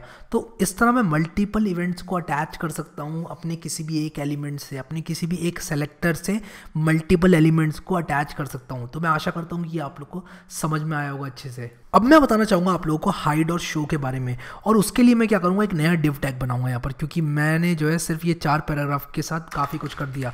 तो मैं क्या करूँगा, सिंपली यहाँ पर एक डिव टैग बनाऊंगा और डिव टैग बना के यहाँ पर एक विकीपीडिया से कुछ कंटेंट को चुराऊंगा। तो मैं विकीपीडिया लिखूँगा यहाँ पर, विकीपीडिया लिखने के बाद यहाँ पर देखो ये आ गया है विकीपीडिया, और यहाँ पर इंग्लिश पे जाऊँगा मैं। इंग्लिश पे जाने के बाद इसको कॉपी कर लूँगा यार, अभी जो भी है मुझे नहीं पता, ठीक है। यहाँ पर मैंने इसको पेस्ट कर दिया। मैं वर्ड रैप को भी टॉगल कर लूँगा। टॉगल वर्ड रैप करने से क्या होता है कि आपका एक ही यहाँ पर ये फ्लो नहीं, ओवरफ्लो नहीं करेगा टेक्स्ट आपका। कंट्रोल ऐसे सेव करूँगा, यहाँ पर आऊँगा jQuery ट्यूटोरियल में वापस, देखो ये आ गया मेरा डिव टैग। और यहाँ पर मैं नाम पूरा कर देता हूँ, यहाँ पर हैरी कर देता हूँ यार, अपना नाम लिख देता हूँ। यहाँ पर मैं लिख देता हूँ कोड विद हैरी, और यहाँ पर लिख देता हूँ कुछ ईयर बढ़ा के लिख देता हूँ, 38 करके लिख देता हूँ कुछ भी यार, ठीक है। अब यहाँ पर मैं जो है रिलोड करूँगा इसको, तो ये देखो कुछ ऐसे आ गया है यहाँ पर। अब मैं क्या करूँगा, यहाँ पर मैं आप लोग को डेमोन्स्ट्रेट करूँगा यहाँ पर हाइड और शो। अगर मान लो मैं यहाँ पर, अब देखो एक चीज़ और मैं आपको बताता हूँ, जैसे आपको मान लो आप कोई वेबसाइट बना रहे हो, ठीक है, अब आपको टेस्ट करना है। अब मैं इसको डिव को ज़रा आईडी भी दे देता हूँ, मैंने डिव को आईडी नहीं दी है, मैं यहाँ पर आईडी इज इक्वल टू दे देता हूँ wiki, ID is equal to wiki दे देता हूँ, विकीपीडिया। अब इसको मैं रिलोड करूँगा अब यहाँ पर देखो मैं लिखूंगा यहाँ पर डॉलर, यानी कि मैं अपने कंसोल में यहीं के यहीं लिख सकता हूँ डीबगिंग करने के लिए। और मैं यहाँ पर लिखूंगा हैश और यहाँ पर मैं क्या लिखूंगा विकी, और जैसे मैं ये करूँगा ये मेरा सेलेक्ट हो जाएगा विकी। तो मैं इस पर अगर माउस लेके जाऊँगा, इसको खोल के माउस लेके जाऊँगा तो ये देखो कह रहा है मेरा आपका विकी आ गया यहाँ पर। अब यहाँ पर मैंने डॉलर हैश विकी किया और मैं यहाँ पर अगर लिख दूँ डॉट हाइड तो ये हाइड हो गया, और इसी तरह मैं डॉट शो लिखूँ तो ये शो हो गया। ठीक है, अब हाइड और शो मेथड जो होते हैं हमारे वो 2 आर्ग्यूमेंट्स लेते हैं। अब ये हाइड और शो जो है मैं यहाँ पर इसको कुछ इस तरह भी लिख सकता था, यहाँ पर भी लिख सकता था अपने jQuery के अंदर। तो यहाँ पर मैंने जो ऑन मेथड है उसको डेमो किया हुआ, उसके बाद ही मैं यहाँ पर लिख रहा हूँ विकी डॉट शो कर दिया मैंने यहाँ पर। और जैसे मैंने विकी डॉट शो किया यहाँ पर, मैं देखो इसको रिलोड किया, ये कुछ इस तरह शो तो था ही पहले से, तो शो का कोई वो नहीं है। अगर मैं यहाँ पर हाइड लिख दूँ और मैं इसको रिफ़्रेश करूँ अगर यहाँ पर, तो ये देखो ये हाइड हो गया, जैसे ही आया वैसे ही हाइड हो गया। लेकिन मैं इसमें एक आर्ग्यूमेंट डाल सकता हूँ, मान लो मैंने यहाँ पर 1000 लिख दिया तो ये 1000 मिलीसेकंड लेगा हाइड होने में। तो मैं अगर इसको रिलोड करूँ पर देखो कितने आराम से हाइड हुआ, देखा 1 सेकंड लिया पूरा इसने, 1000 मिलीसेकंड मतलब 1 सेकंड होता है, 1 सेकंड में ये पूरा हाइड हुआ। उसी के साथ साथ मैं इसमें एक दूसरा आर्ग्यूमेंट दे सकता हूँ, एक call back function. Call back function क्या करेगा, मुझे बताएगा कि भाई आपका जो काम है वो मैंने कर दिया है। तो मैं यहाँ पर लिख दूंगा कंसोल डॉट लॉग हिडन, मैं कुछ इस तरह लिख सकता हूँ। तो ये फंक्शन तब कॉल होगा जब ये वाला जो मेरा एक्शन है वो कंप्लीट हो जाएगा। तो देखो जैसे ही मैं इसको रिलोड करूँ ये देखो ये हाइड हुआ, उसके बाद हिडन लिख कर आया। तो जैसे ही मेरा काम पूरा होगा उसके बाद लिख कर आएगा हिडन। मैंने रिलोड किया, हाइड हुआ, फिर हिडन लिख कर आया। तो ये jQuery का एक बड़ा कमाल का फीचर होता है। ये चीज़ आप हाइड और शो दोनों के साथ कर सकते हो। तो अगर मैं यहाँ पर ये कुछ इस तरह मैंने यहाँ पर लिखा है, मैं इसको कॉपी करके यहाँ पर इसको हाइड करने के बाद शो भी कर दूँ मान लो 1 सेकंड में ही, तो ये देखो एक एनिमेशन टाइप का बन जाएगा, ये हाइड हुआ फिर शो हो गया। तो इस तरह की एनिमेशन आप लोग बना सकते हैं। हिडन के बाद मुझे ये शो लिखना चाहिए था यहाँ पर और इसको सेव करना चाहिए था कुछ इस तरह। मैं इसको रिलोड करूँगा तो हाइड होगा, हिडन लिख कर आएगा, शो होगा, उसके बाद शो लिख कर आएगा। तो ये जो है हमारा jQuery का बड़ा कमाल का फंक्शन होता है।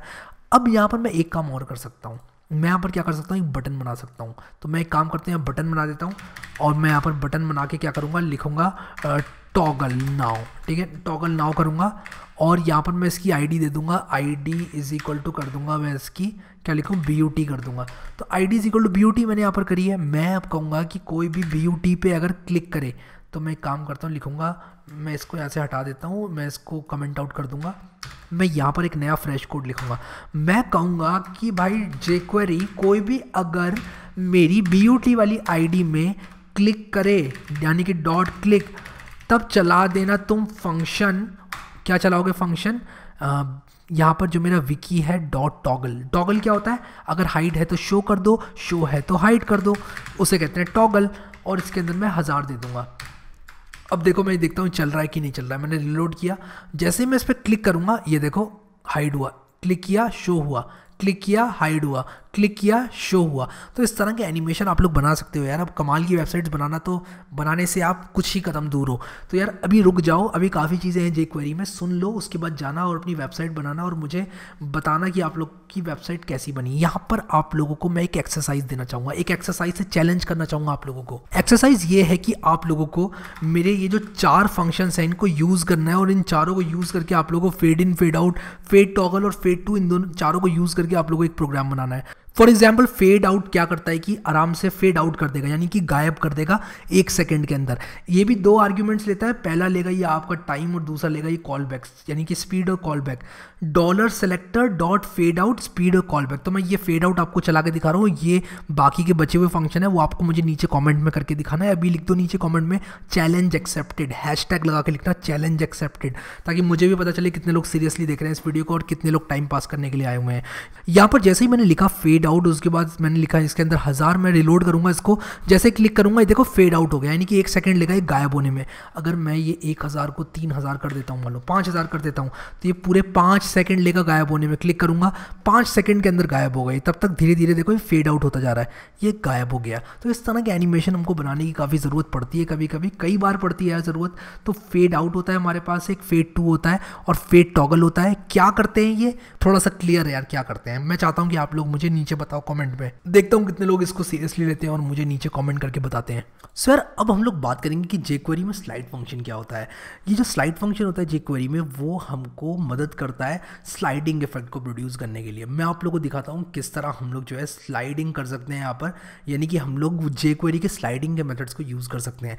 तो मैं यहाँ पर आ जाऊँगा और मैं यहाँ पर इससे पहले क्या करूँगा, एक राइट क्लिक मारूंगा और राइट क्लिक मारने के बाद मैं यहाँ पर क्या करूँगा, फॉर्मेट डॉक्यूमेंट कर लूँगा। उससे क्या होगा, मेरा डॉक्यूमेंट थोड़ा सा खूबसूरत दिखेगा और उससे मुझे काफ़ी अच्छा फील होगा कि यार मेरा डॉक्यूमेंट अच्छा है। अब यहाँ पर मैं क्या करूँगा, मैं यहाँ पर लिखूँगा जो मेरा बटन है, बटन को तो नहीं, मैं विकी को स्लाइड करूँगा। तो मैं एक काम करूँगा, यहाँ पर मैं लिखूँगा ये डॉट स्लाइड डाउन। तो मेरे पास इसके 3 मेथड्स होते हैं, स्लाइड अप, स्लाइड डाउन और स्लाइड टॉगल। तो मैं सबसे पहले स्लाइड डाउन करूँगा और उसके बाद मैं स्लाइड अप करूँगा। तो मैं स्लाइड डाउन करता हूँ इसको, सबसे पहले कंट्रोल एस से सेव करूँगा और मैं जैसे इसको राइट क्लिक करूँगा, इसको रिलोड करूँगा तो ये देखो ये स्लाइड डाउन हो गया। लेकिन अगर मैं इसमें स्लाइड डाउन 1000 कुछ इस तरह कर दूँ और उसके बाद इसको रिलोड करूँ तो यार मुझे यहाँ पर स्लाइड अप करना पड़ेगा क्योंकि ये ऑलरेडी नीचे है। तो मैं स्लाइड अप करूँगा तो ये ऊपर जाएगा और उसके बाद ये ऊपर जाने में 1 सेकंड लेगा। तो ये देखो 1 सेकंड के अंदर ये पूरा ऊपर चला गया। अब इसके बाद अगर मैं यहाँ पर इसको स्लाइड डाउन करूँगा तब क्या होगा, ये स्लाइड डाउन हो जाएगा। मैं आप लोगों को दिखाता हूँ, ये लेगा 1 सेकंड स्लाइड डाउन होने में। तो इस तरह का इफेक्ट प्रोड्यूस करने के लिए हम लोग स्लाइड अप स्लाइड डाउन का इस्तेमाल कर सकते हैं। अब आप में से कई लोग कहेंगे कि हमें कैसे पता चलेगा स्लाइड अप है या स्लाइड डाउन है, तो मैं कहूँगा कि आप लोग स्लाइड टॉगल मेथड का इस्तेमाल करें। तो स्लाइड अप, स्लाइड डाउन और स्लाइड टॉगल, ये 3 मेथड्स हैं। तो स्लाइड टॉगल में करूंगा तो अगर ऊपर है तो डाउन हो जाएगा, डाउन है तो अप हो जाएगा। तो स्लाइड टॉगल का हम लोग इस्तेमाल कर सकते हैं अगर हमें कुछ इस तरह के HTML कंटेंट बनाना है कि ओपन हो जाए क्लिक करने पे और फिर उसके बाद वापस से क्लिक करने पे क्लोज हो जाए। तो वो सारी चीज़ें अगर हमें करनी है तो हम लोग यहाँ पर स्लाइड टॉगल का इस्तेमाल कर सकते हैं। तो ये हो गया हमारा स्लाइड अप, स्लाइड डाउन और स्लाइड टॉगल, जो कि हमें मदद करता है एनिमेशंस प्रोड्यूस करने में। और इसके बाद अब हम लोग बात करेंगे एनिमेट की। तो मैं यहाँ पर एक काम करता हूँ, लिख देता हूँ स्लाइड अप, स्लाइड डाउन और स्लाइड टॉगल। तो मैं यहाँ पर ये तीनों जो मेथड्स हैं आप लोग के रेफरेंस के लिए लिख देता हूँ, स्लाइड डाउन और इसके बाद मैं यहाँ पर क्या लिखूँगा, स्लाइड टॉगल। ये जो आर्ग्यूमेंट्स लेता है, मैंने इसके बारे में आप लोग को नहीं बताया, आर्ग्यूमेंट पहला लेता है स्पीड और दूसरा लेता है ये अपना कॉल बैक, ठीक है, स्पीड एंड कॉल बैक। तो स्पीड क्या होती है कि यार ये मैं कितने सेकंड में चाहता हूँ कि ये मेरा एनिमेशन यानी कि मेरा इफेक्ट ये कंप्लीट हो। और दूसरा आर्ग्यूमेंट क्या दूंगा, कॉल बैक, यानी कि जब ये कंप्लीट हो जाए तब क्या कॉल करो। और वो जो पैरामीटर होता है वो ऑप्शनल होता है। तो मैं यहाँ पर कुछ इस तरह से फंक्शन दे सकता हूँ और उसके बाद मैं यहाँ पर लिख सकता हूँ console.log और उसके बाद मैं यहाँ पर क्या कर सकता हूँ, लिख सकता हूँ डन। तो अगर मैं कुछ इस तरह से करूँगा, मैं इसको ज़रा कमेंट आउट कर देता हूँ अभी के लिए। तो मैं इन 2 लाइन्स को कमेंट आउट करूँगा, कंट्रोल एस से सेव करूँगा और जैसे ही मैं रिलोड करूँगा यहाँ पर देखो जैसे ही पूरा हुआ डन लिख कर आ गया। तो ये चीज़ आप लोग को इस चीज़ की अंडरस्टैंडिंग होनी चाहिए। तो मैंने स्लाइड अप, स्लाइड डाउन और स्लाइड टॉगल तीनों फंक्शंस के बारे में आपको बता दिया। और मैं यहाँ पर एक और बात लिख देता हूँ कि स्लाइड मेथड्स लिखता हूँ यहाँ पर और उसके बाद लिखता हूँ call back method is optional, यानी कि जो मैंने आप लोगों को ये फंक्शन डाला है कॉमा लगा के, इसमें ये ऑप्शनल है, ये नहीं भी डालोगे तो चलेगा, सिर्फ इस तरह करोगे तब भी काम हो जाएगा। और टाइम, दोनों इसके आर्ग्यूमेंट्स होते हैं वो ऑप्शनल होते हैं। स्पीड भी अगर नहीं डालोगे तो भी काम हो जाएगा। तो ये जो इसके ऑप्शनल पैरामीटर्स हैं, ये दोनों पैरामीटर्स कॉल बैक, मैं यहाँ पर लिख देता हूँ speed and call back parameters are optional, is नहीं आर ऑप्शनल। तो ये बात जो है यहाँ पर बहुत ज़्यादा इंपॉर्टेंट हो जाती है। अब हम लोग बात करेंगे एनिमेट मेथड की। तो यहाँ पर मैं क्या करूँगा, इसको रिलोड कर लेता हूँ वापस से। और अभी यहाँ पर मैंने जो अपने कुछ यहाँ पर कुछ लिखा हुआ थी, कुछ jQuery लिखी हुई थी, वो यहाँ पर काम कर रही है। माउस लीव यहाँ पर लिख कर आ रहा है। खैर इसको मैं ऐसे ही रहने दूंगा, लेकिन यहाँ पर मैं आप लोग को बताऊँगा jQuery के एनिमेशन के बारे में। तो मैं यहाँ पर क्या कर सकता हूँ, मैं यहाँ पर कुछ ऐसे लिख सकता हूँ, मैं यहाँ पर लिख सकता हूँ $, और उसके बाद मैं यहाँ पर लिख सकता हूँ #wiki और $#wiki मैंने यहाँ पर लिखा। और मैं यहाँ पर लिख सकता हूँ .animate और .animate लिखने के बाद मैं यहाँ पर क्या कर सकता हूँ, लिख सकता हूँ ओपेसिटी और कोलन लिख के कर सकता हूँ क्या 0.3। इससे क्या होगा, इसकी ओपेसिटी हो जाएगी 0.3। दूसरा पैरामीटर होता है सेकंड्स, कितने सेकंड्स में ओपेसिटी हो इसकी 0.3। मैं चाहता हूँ 2 सेकंड में इसकी ओपेसिटी 0.3 हो जाए। जैसे कि आप देख रहे हैं ये इसकी ओपेसिटी जो है 0.3 होने लग गई है। अब यहाँ पर एनिमेट के अंदर मैं मल्टीपल आर्ग्यूमेंट्स भी दे सकता हूँ। मैं आप लोगों को दिखाऊंगा ये काम हम लोग कैसे करेंगे। तो मैं काम करूँगा, इसको यहाँ से कॉपी करूँगा जो मैंने यहाँ पर लिखा है, कॉपी करके इसको ले आऊँगा अपने विजुअल स्टूडियो कोड में और यहाँ पर मैं लिख दूँगा एनिमेट फंक्शन इन jQuery। देखो मैंने यहाँ पर कमेंट जो है ये उसका लिख दिया, पाइथन का कमेंट लिख दिया। मुझे पाइथन, अभी मैं पाइथन में काम कर रहा हूँ आजकल, तो मुझे कमेंट जो है पाइथन का सूझ रहा है। एनीवेज जो भी है, मैं यहाँ पर इसको पेस्ट करूँगा और मैं कहूँगा कि आप ये सारे के सारे जितने भी इसके पैरामीटर्स हैं उनको यहाँ पर लिखें एक एक करके। जैसे कि मैं भी लिखूँगा कॉमा सेपरेटेड, तो मैं कॉमा लिखूँगा। मैंने बात की यहाँ पर ओपेसिटी की, मैं कहूँगा यार जो इसकी हाइट है ना, इसकी हाइट को तुम कर दो 150 पिक्सल, तो मैं 150 px कर दूंगा कुछ इस तरह। फिर कॉमा लगाऊंगा और मैं कहूँगा कि यार एक काम करो, इसकी विड्थ को कर दो कितना, 350 पिक्सल, तो 350 पिक्सल, और इतना ही मैं रखूँगा। और ये सारे काम इसको 2 सेकंड में करना है। रिलोड करता हूँ इसको, रिलोड किया मैंने, ये देखो ये सारे के सारे काम ये 2 सेकंड में इसने कर दिए। ओपेसिटी को लेकर आ गया 0.3 तक, हाइट इसने चेंज कर दी, विड्थ इसने चेंज कर दी। तो ये काम हमारा एनिमेट फंक्शन करता है। अब एनिमेट फंक्शन में आप लोग या फिर किसी भी, जो मैंने फेड आउट की बात की थी, यहाँ पर मैंने स्लाइड मेथड्स की बात की थी, इसमें स्पीड की जगह आप लोग यहाँ पर स्लो भी लिख सकते हो। अगर मैं यहाँ पर स्लो लिख दूँ, मैं आप लोगों को दिखाता हूँ क्या होगा। मैं स्लो लिखूँगा तो रिलोड करता हूँ इसको, देखो ये स्लो हो गया। और अगर फास्ट लिखूँगा यहाँ पर तो क्या होगा, मैं आप लोग को दिखा देता हूँ, ये बट से एकदम जल्दी से हो गया ये। तो स्लो और फास्ट भी आप लोग यहाँ पर इस्तेमाल कर सकते हैं। यहाँ पर मेरे कहने का मतलब सिर्फ यहाँ पर इतना सही था। अब यहाँ पर मैं क्यू फंक्शनैलिटी की बात करूँगा। अब आप लोग कहोगे यार ये क्या बात है, क्यू क्या होता है। मैं बताता हूँ आप लोग को मैं किस बारे में बात कर रहा हूँ। आप लोग एक एक करके क्या कर सकते हो, क्यू में लगा सकते हो। अगर मान लो मैंने यहाँ पर लिखा, इसको लिखा मैंने $wiki.animate, और मैं यहाँ पर लिख देता हूँ, मान लो ओपेसिटी कर दो 0.3, मैं कुछ इस तरह लिख देता हूँ इसको, ओपेसिटी कर दो 0.3, और मैं यहाँ पर इसको जो है इस तरह बंद कर देता हूँ। ठीक है, मैंने किया। और मान लो मैं इसको चाहता हूँ ये हो मेरी 4 सेकंड में, 4000 लिख दिया मैंने यहाँ पर, सेमीकोलन लगा के इसको डुप्लीकेट करूँगा मैं। और इसके बाद मैं क्या करता हूँ, मैं चाहता हूँ इसकी हाइट कितनी हो जाए, हाइट हो जाए इसकी क्या, मान लो 180 पिक्सल हो जाए। ठीक है, 180 की जगह मैं थोड़ी ज़्यादा करता हूँ, 300 पिक्सल कर देता हूँ दिखाने के लिए। और ये काम हो मेरा क्या, 1 सेकंड के अंदर। तो क्या होगा, ये क्यू में आ जाएंगे। क्यू का मतलब क्या होता है, जैसे आप जाते हैं बैंक में कुछ फॉर्म भरने, पैसे जमा करने, तो लाइन लग जाती है, उसी तरह ये सारे के सारे क्यू में लग जाएंगे, यानी कि लाइन में लग जाएंगे और एक एक करके ये एग्जीक्यूट होंगे। इसी के साथ साथ फटाक से मैं क्या करूँगा, यहाँ पर ओपेसिटी को 0.3 करूँगा, उसके बाद मैं लिख दूंगा ओपेसिटी को कर दो 0.9, उसके बाद मैं कहूँगा विड्थ को कर दो 350, कंट्रोल एस को सेव करूँगा। और इसको जैसे ही मैं रिलोड करूँगा, यहाँ पर आप लोग देखिए सबसे पहले इसकी ओपेसिटी हो रही है कम, फिर होगी ज़्यादा, यानी कि एक एक करके तीनों एग्जीक्यूट होंगे। उसके बाद विड्थ वाली बात जो है वो एग्जीक्यूट होगी। तो ये देखो इसकी विड्थ कम हो गई। तो यहाँ पर जैसे कि आप लोग देख रहे हो कि मैंने सबसे पहले क्या किया, ओपेसिटी को कर दिया 0.3, उसके बाद कर दिया मैंने ओपेसिटी को 0.9, 4 सेकंड में मैंने बोला ऐसा करो, और उसके बाद विड्थ को कर दिया मैंने 350। मैं ये टाइम कम भी कर सकता था, मैं वापस से इसको 1 सेकंड में करवा सकता था। तो मैं इस तरह अगर इसको रिलोड करूँगा तो ये देखो जो ये लाइट होगा ये तो हल्के हल्के हो रहा है, फिर एकदम से जल्दी से ये देखो डार्क हो गया और एकदम से इसकी जो विड्थ है वो कम हो गई। तो इस तरह के कस्टम एनिमेशंस आप लोग बना सकते हो jQuery की मदद से। बात सिर्फ इतना था मेरा बताने का। अब यहाँ पर मैं आप लोग को एक और मेथड के बारे में बताऊंगा, और वो है स्टॉप। और वो आप लगा सकते हो, किसी बटन से जोड़ सकते हो उसको। मैंने आप लोग को बताया किस तरह अटैच करना है किसी फंक्शन को एक बटन से, डॉट क्लिक की मदद से। तो ये सब मैंने बताया आप लोग को। तो मैं काम करता हूँ यहाँ पर, मैं इसको क्या करता हूँ 12 सेकेंड कर देता हूँ। ठीक है, और मैं इसको कंट्रोल ऐसे सेव कर दूंगा। अब मैं आप लोगों को बताऊंगा कि किस तरह आपको एनिमेशन को वहीं पर रोक देना है। ठीक है, तो मैं यहाँ फिर एक काम करता हूँ, इसको कर देता हूँ 12 सेकंड और इसको मैं करता हूँ 1 सेकंड ही। तो क्या होगा, मैं यहाँ पर क्या करूँगा, इसको रिलोड करूँगा और मैं बोलूँगा .wiki.stop। उससे क्या होगा, एनिमेशन वहीं के वहीं स्टॉप हो जाएगा। तो ये देखो यहाँ पर ये चल रहा है एनिमेशन अभी, और मैंने भी स्टॉप नहीं दबाया, धीरे धीरे चलेगा एनिमेशन। ये देखो चल रहा है एनिमेशन अभी भी। जहाँ मैंने स्टॉप को रन कर दिया ये देखो रुक गया, वहीं पर रुक जाएगा वैसे के वैसे ही। तो इस तरह का इफेक्ट हमको अचीव करने के लिए डॉट स्टॉप मेथड को यूज़ करना चाहिए। ये सिंपली क्या करता है, आपका स्टॉप कर देता है जो हमारा एनिमेशन चल रहा है उसको वहीं पर जहाँ पर वो है। अब मैंने जैसे कि आप लोग को बात की थी, मैंने बताया था आप लोगों को कॉल बैक फंक्शन के बारे में। कॉल बैक फंक्शन हमारे jQuery में होते हैं। तो कॉल बैक फंक्शन एग्जीक्यूट होता है एक बार आपका इफेक्ट फिनिश हो जाए। तो कॉल बैक फंक्शन के बारे में मैंने आप लोग को ऑलरेडी जो है बहुत सही से बता दिया था। अब हम लोग यहाँ पर बात करेंगे मेन मुद्दे की, यानी कि jQuery के साथ HTML को कैसे इस्तेमाल करना है।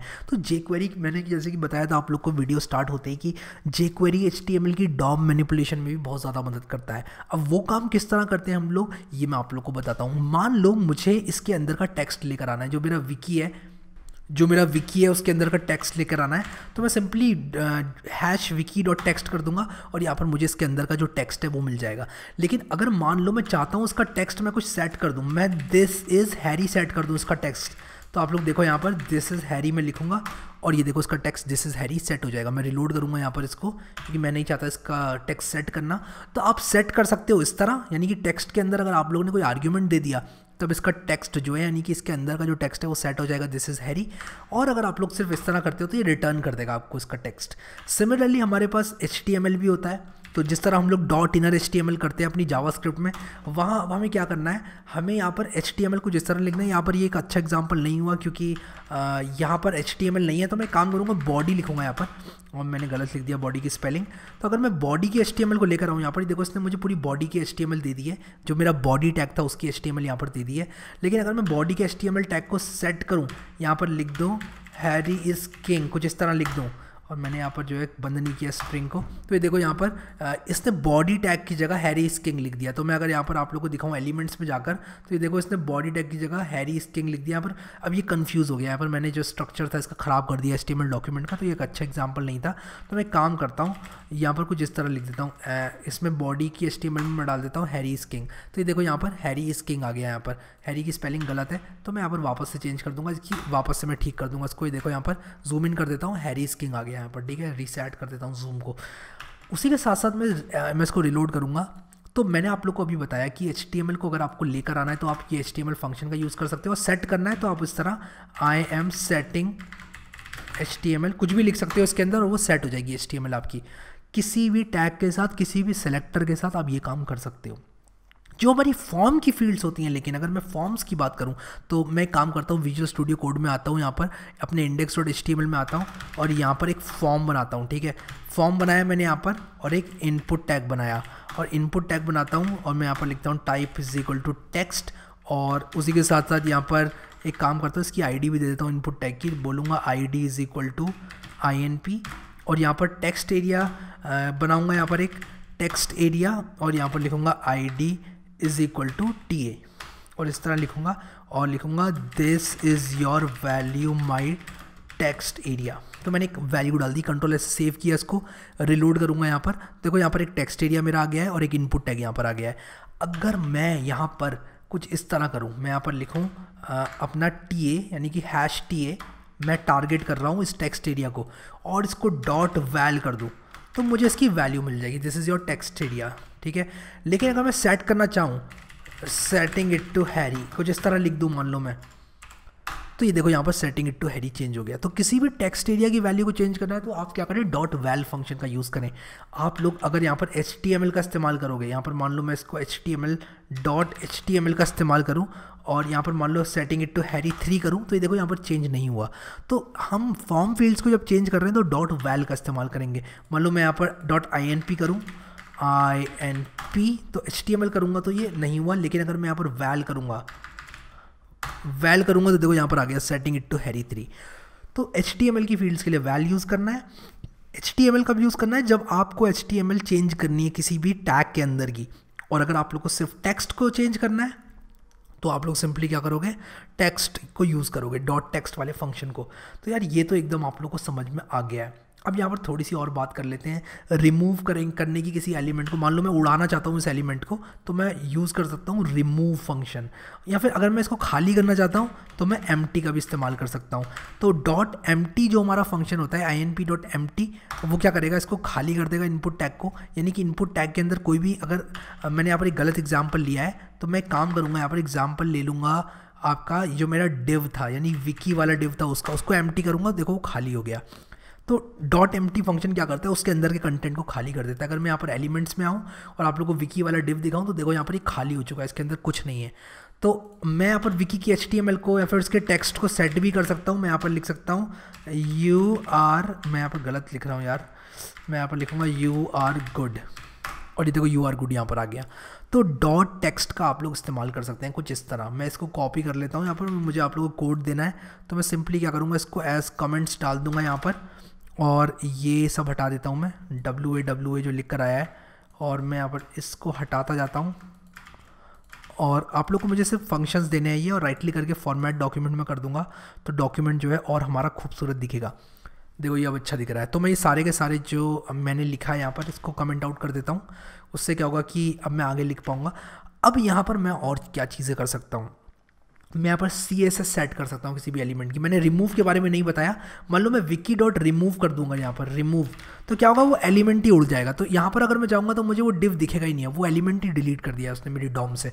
तो डॉम से एलिमेंट को उड़ाने के लिए रिमूव का इस्तेमाल करते हैं। ये भी मैं यहाँ पर जो है ले आता हूँ इसको भी, और आप लोग को मैं दे दूंगा इसके बाद, वीडियो के बाद। तो मैंने एम्प्टी और रिमूव आप लोग को बताया। मैं आशा करता हूँ कि आप लोग को यहाँ पर समझ में आ गया होगा। इसी के साथ साथ हम क्या करते हैं, किसी भी एलिमेंट में क्लास ऐड कर सकते हैं। तो मैं अगर इसको रिलोड कर लूँ अभी यहाँ पर, और इसके बाद मैं क्या करूँ, अपनी विकी में ऐड क्लास फंक्शन को यूज़ करूँ। तो मैं अगर यहाँ पर लिख दूँ ऐड क्लास, C कैपिटल होता है, और यहाँ पर मैं डाल दूँ माई क्लास, और ये मैं जैसे ही करूँगा तो यहाँ पर देखना एलिमेंट्स में आके डिव में class is equal to my class आ गई है। अगर मैं वापस से इसमें माई क्लास 2 ऐड करूँ तो दोनों क्लासेस ऐड हो जाएंगी। जैसे कि आप देखो माई क्लास भी ऐड हो चुकी है और उसी के साथ साथ हमारी माई क्लास 2 भी ऐड हो चुकी है। तो यार मैं आशा करता हूँ ये आपको समझ में आया होगा। अब इसमें हम लोग क्या कर सकते हैं, क्लास को रिमूव भी कर सकते हैं। उसके लिए मुझे क्या करना पड़ेगा, रिमूव क्लास को इन्वोक करना पड़ेगा। तो मैं यहाँ पर रिमूव क्लास करूँगा तो देखो यहाँ से रिमूव क्लास हो चुकी है माई क्लास 2। तो मैंने माई क्लास 2 को जो है यहाँ पर रिमूव कर दिया है। उसी के साथ साथ हमारा टॉगल क्लास फंक्शन भी होता है, और मैं चाहता हूँ कि आप लोग मुझे कमेंट सेक्शन में बताओ कि जो टॉगल क्लास फंक्शन होता है वो क्या करता है। मुझे पता है बहुत कम लोग कमेंट करेंगे, लेकिन जो भी कमेंट करेगा बस मैं आप लोगों को एक दिल ज़रूर दूंगा। मुझे नहीं मालूम कुछ और दे पाऊँ या नहीं दे पाऊँ, लेकिन एक दिल तो ज़रूर से मिलेगा आप लोगों को। और इसके बाद हम लोग बात करते हैं अब CSS की, कि CSS किस तरह में सेट करनी है। मान लो मैं यहाँ पर मेरी जो विकी है उसमें मैं CSS कुछ सेट करना चाहता हूँ, तो मैं लिखूँगा .css और उसके बाद वो CSS को यहाँ पर डाल दूँगा। और मान लो मैं यहाँ पर लिखता हूँ बैकग्राउंड कलर, और उसके बाद मैं यहाँ पर डाल दूँगा क्या, मैं यहाँ पर रेड डाल दूँगा। और जैसे मैं ये करूँगा देखो बैकग्राउंड कलर रेड हो गया। अगर मैं चाहता हूँ इसकी प्रॉपर्टी को लेना कि यार इसका बैकग्राउंड कलर क्या है, तो मैं इस तरह भी कर सकता हूँ। तो मुझे बता रहा है कि भाई देखो RGB की ये वैल्यू इसका बैकग्राउंड कलर है। तो इस तरह मैं CSS भी सेट कर सकता हूँ। तो यार मैं आशा करता हूँ कि यहाँ तक आप लोगों को समझ में आया होगा। मैं सिंपली यहाँ पर क्या करूँगा, इस कोड को कॉपी करूँगा और इस कोड को कॉपी करके यहाँ डाल दूँगा। और ये जो यहाँ पर आ रहा है ये फालतू की चीज़, इसको मैं यहाँ से हटा दूँगा, और मैं इसको क्लीनिंग थोड़ी सी कर देता हूँ आप लोगों के लिए, ताकि आप लोगों के पास सिर्फ रिलेवेंट कोड रहे और जो आउटपुट आया है वो ना रहे। इन दोनों की लाइंस को मैं मिटाऊंगा यहाँ से, और इसको मैं कमेंट आउट कर दूंगा। और उसी के साथ साथ ये सारा का सारा कोड मुझे आप लोग को देना है। फॉर्मेट डॉक्यूमेंट पे भी क्लिक कर दूंगा। अब हम लोग करेंगे एक इंपॉर्टेंट मुद्दे की बात, और वो है एजेक्स। एजेक्स क्या होता है? एजेक्स होती है art of exchanging data with a server without reloading the page. बिना रिलोड किए पेज को आप लोग क्या कर रहे हैं, आप लोग कम्युनिकेट कर रहे हैं किसी सर्वर से और डॉम को मैनिपुलेट कर रहे हैं। जैसे कि मैं मान लो किसी सर्वर से डेटा लेकर आऊँ और इसके अंदर सेट कर दूँ, तो वो क्या होगा, वो मेरा एजेक्स का ही एक रूप होगा। तो एजेक्स मैं क्या कर सकता हूँ, यहाँ पर किसी भी URL पे यूज़ नहीं कर सकता हूँ। अगर आप google.com पे एजेक्स यूज़ करेंगे तो वो आपको कोर्स एरर देगा। मैं उसके बारे में ज़्यादा बात नहीं करना चाहूँगा। मैं बस इतना बताऊँगा आप लोगों को कि क्यों एरर देगा। कभी कभी एरर इसलिए देता है क्योंकि आपकी जो google.com है वो अलाउ नहीं करती है दूसरे ओरिजिन से डेटा को लेना। तो आप लोग को इन सब चीज़ों को मद्देनजर रखना होता है। तो मैं यहाँ पर क्या करूँगा, नई टैब में जाऊँगा और यहाँ पर सिंपली क्या करूँगा, लिखूँगा jQuery CDN, और jQuery CDN का जो मेरा कोड है वो लेकर आऊँगा और उसमें मैं उसी में लगाऊंगा। यहाँ पर मैं अनकम्प्रेस्ड पे जा रहा हूँ यहाँ पर, तो मेरा जो code.jquery.com है यहाँ पर मैं राइट क्लिक करके गो टू ये करूँगा, तो ये देखो jQuery खुल चुकी है।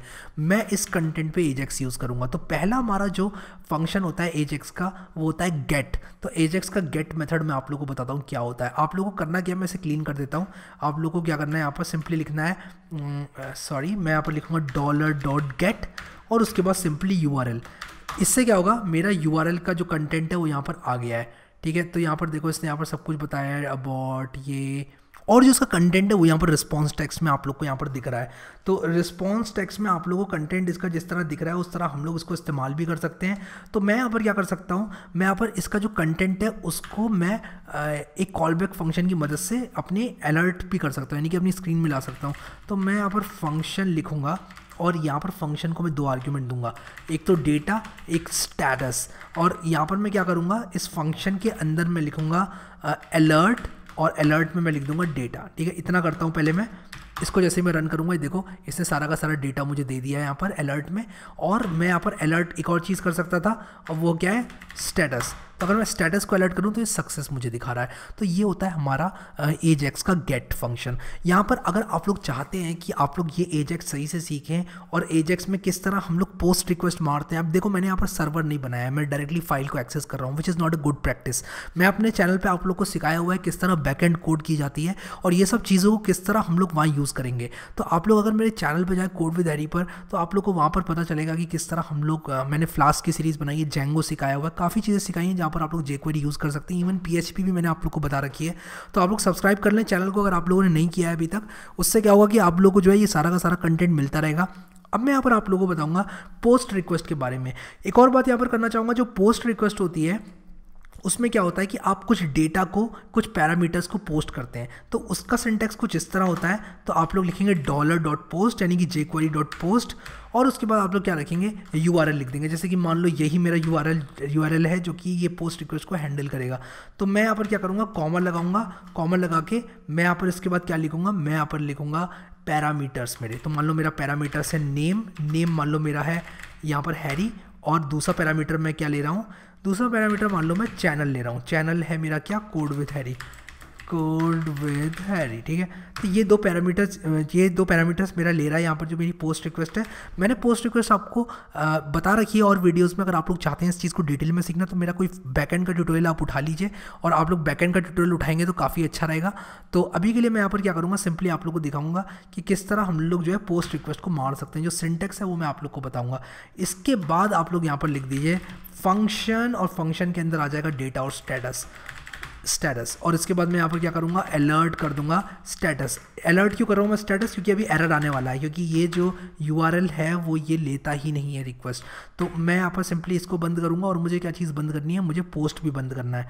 तो मैं कुछ ऐसे करूँगा, तो यहाँ पर देखो इसने मुझे अलर्ट नहीं किया स्टेटस, यहाँ पर ये कह रहा है नॉट अलाउड, यहाँ पर कह रहा है पोस्ट जो है अलाउड ही नहीं है। तो इसलिए इसने यहाँ पर यहीं पर इस पर एरर जो है दे दिया है मुझे। लेकिन मैं क्या करूँगा, आप लोग को ये कोड दे दूंगा, और मैं आप लोगों से ये कहूँगा कि आप लोग बैकएंड की कोडिंग सीखें, और वहाँ पर आप एजेक्स को ज़्यादा अप्रिशिएट कर पाएंगे। अभी के लिए मैं सिर्फ आप लोग को एक कोड दे देता हूँ, ताकि आप लोगों को कम से कम गेट और पोस्ट का जो सिंटैक्स है वो तो कम से कम पता चल ही जाए। और यहाँ पर ये क्यों इस तरह एरर दे रहा है, तो मैं यहाँ पर क्या करूँगा, इसको हटा दूँगा यहाँ से, और यहाँ पर बाकी सब चीज़ें मुझे सही दिख रही हैं।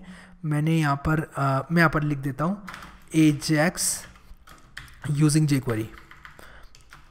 यूजिंग jQuery, और यहाँ पर कमेंट आउट कर देता हूँ, और डॉक्यूमेंट को फॉर्मेट कर देता हूँ, फॉर्मेट डॉक्यूमेंट, और इसको कमेंट आउट कर देता हूँ। तो आप लोग के पास अभी इस वीडियो का पूरा कोड आ गया है। आप लोग को मैंने पूरा jQuery एक वीडियो में अच्छी तरह समझाया है।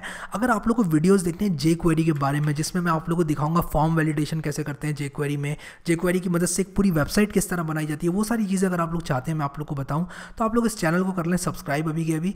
और क्या पता कब आपकी ये जो प्लेलिस्ट है इसकी चैनल की, उसमें मैं कब वीडियोज़ ऐड करना चालू कर दूँ, और मैं कभी भी जो है नोटिफिकेशन आ जाएगी। अगर आप लोगों ने नोटिफिकेशन ऑन नहीं की हुई है तो आपको वीडियो नहीं मिल पाएगा, इसलिए आप लोग नोटिफिकेशन ऑन कर लो सब्सक्राइब करके। इस वीडियो को लाइक ज़रूर कर देना यार, अगर आप लोगों ने नहीं किया है अभी तक। मेरा बैकएंड का ट्यूटोरियल अगर आप लोग को देखना है तो मैं थोड़ी सी सजेशन आप लोग को दे देता हूँ। या तो आप लोग अगर पाइथन अच्छे से जानते हैं, देखो अगर आप लोग PHP जानते हो पहले से और आपने किया हुआ है कुछ काम, तो PHP बुरी बिल्कुल भी नहीं है, आप वहाँ से स्टार्ट कर सकते हो, और अपना वेब डेवलपमेंट का जो फ्यूचर है वो आप लोग यहाँ से जो है बुनना स्टार्ट कर सकते हो। लेकिन अगर आप लोग पाइथन जानते हो अच्छे से, आपने पाइथन में काम किया हुआ है, तो अब मैं कहूँगा कि आप लोग फ्लास्क या जेंगो में से कोई भी एक उठा लो, कोई भी एक मास्टर कर लो। मैं बिल्कुल आपको एक ईमानदारी से बात बताता हूँ कि ज़्यादा डिफरेंस बिल्कुल नहीं है। अगर आप लोग सोचते रह जाओगे फ्लास्क सीखूँ या जेंगो सीखूँ, फ्लास्क सीखूँ या जेंगो सीखूँ, तो आप दोनों में से कुछ नहीं सीख पाओगे। मैं कहूँगा एक उठाइए आप लोग, दोनों की मैंने प्लेलिस्ट बना रखी है, और दोनों के वीडियोस अच्छी तरह मैंने बता रखे हैं। एक में मैंने ब्लॉग बना के दिखाया आपको, एक में मैंने ई-कॉमर्स वेबसाइट बना के दिखाई है, जाकर आप लोग देख सकते हैं। और कोई भी एक्सक्यूज़ नहीं होना चाहिए आपके पास। अब PHP का भी वीडियो है, लर्न PHP इन 1 वीडियो, अगर आप लोग जाएँ मेरी लर्न इन 1 वीडियो वाली प्लेलिस्ट में, वहाँ पर आप लोग को PHP भी मिल जाएगा। जावास्क्रिप्ट ब्रशअप करनी है तो वो भी है, सब कुछ मैंने डाला हुआ है। HTML अगर नहीं आती है तो वो भी है मेरे पास, और CSS का वीडियो तो बहुत जल्दी आने ही वाला है। तो यार आप लोग के पास कोई एक्सक्यूज़ नहीं है, अभी आप लोग आराम से ये jQuery वगैरह सीख सकते हैं। तो मैं कहूँगा कि आप लोगों को जो मैंने क्वेश्चन दिया था इस वीडियो में, उसको आप लोग सॉल्व करें। और उसके साथ साथ आप क्या करें कि ये जो सारा कोड मैं आपको देने वाला हूँ डिस्क्रिप्शन में अभी, इसको उठा लें और देखें मैंने किस तरह ये .html लिखी है, किस तरह मैंने ये jQuery लिखी है। इस वीडियो को 2-3 बार भी आप लोग देख सकते हैं, कोई शर्म वाली बात नहीं है। सबसे अच्छा तरीका है सीखने का कि अगर कोई चीज़ आप लोग को नहीं आ रही है तो आप उसको 2-3 बार देख लें, आइट्रेशन में देख लें उसको, और आपको ज़रूर समझ में आएगा। तो यार अभी के लिए मैं सिर्फ आप लोगों से इतना कहूँगा, पाइथन आपको सीखनी है तो यहाँ से सीख लीजिए। PHP, फ्लास्क या जेंगो किसी में से भी आप उठा सकते हैं कुछ भी। पाइथन का फ्यूचर बहुत ब्राइट है। और अभी के लिए मैं आशा करता हूँ समझ में आएगा। एक कमेंट ज़रूर आप लोग मुझे दे देना नीचे कि कैसा लगा वीडियो। कमेंट आता है तो मेरे दिल को बहुत ज़्यादा खुशी होती है। और अगर आप लोगों ने फेसबुक और इंस्टाग्राम पे फॉलो नहीं किया अभी तक तो वो भी कर लेना, क्योंकि यार फेसबुक और इंस्टाग्राम पे मैं काफ़ी चीज़ें पोस्ट करता रहता हूँ, सारे अपडेट्स, बिहाइंड द सीन्स, सारी चीज़ें मैं पोस्ट करता रहता हूँ। अगर आप लोग नहीं हैं मेरे फेसबुक और इंस्टाग्राम में तो आप लोग मिस कर जाओगे वो सब चीज़ें। बहुत ज़्यादा फन होती है और आप लोगों से बहुत ही ट्रांसपेरेंट होकर बात करता हूँ वहाँ पर मैं। तो आप लोग वहाँ पर ज़रूर आना यार, मुझे काफ़ी अच्छा लगेगा, दिल को खुशी मिलेगी। सो अभी के लिए यार इस वीडियो में इतना ही। Thank you so much guys for watching this video and I will see you next time.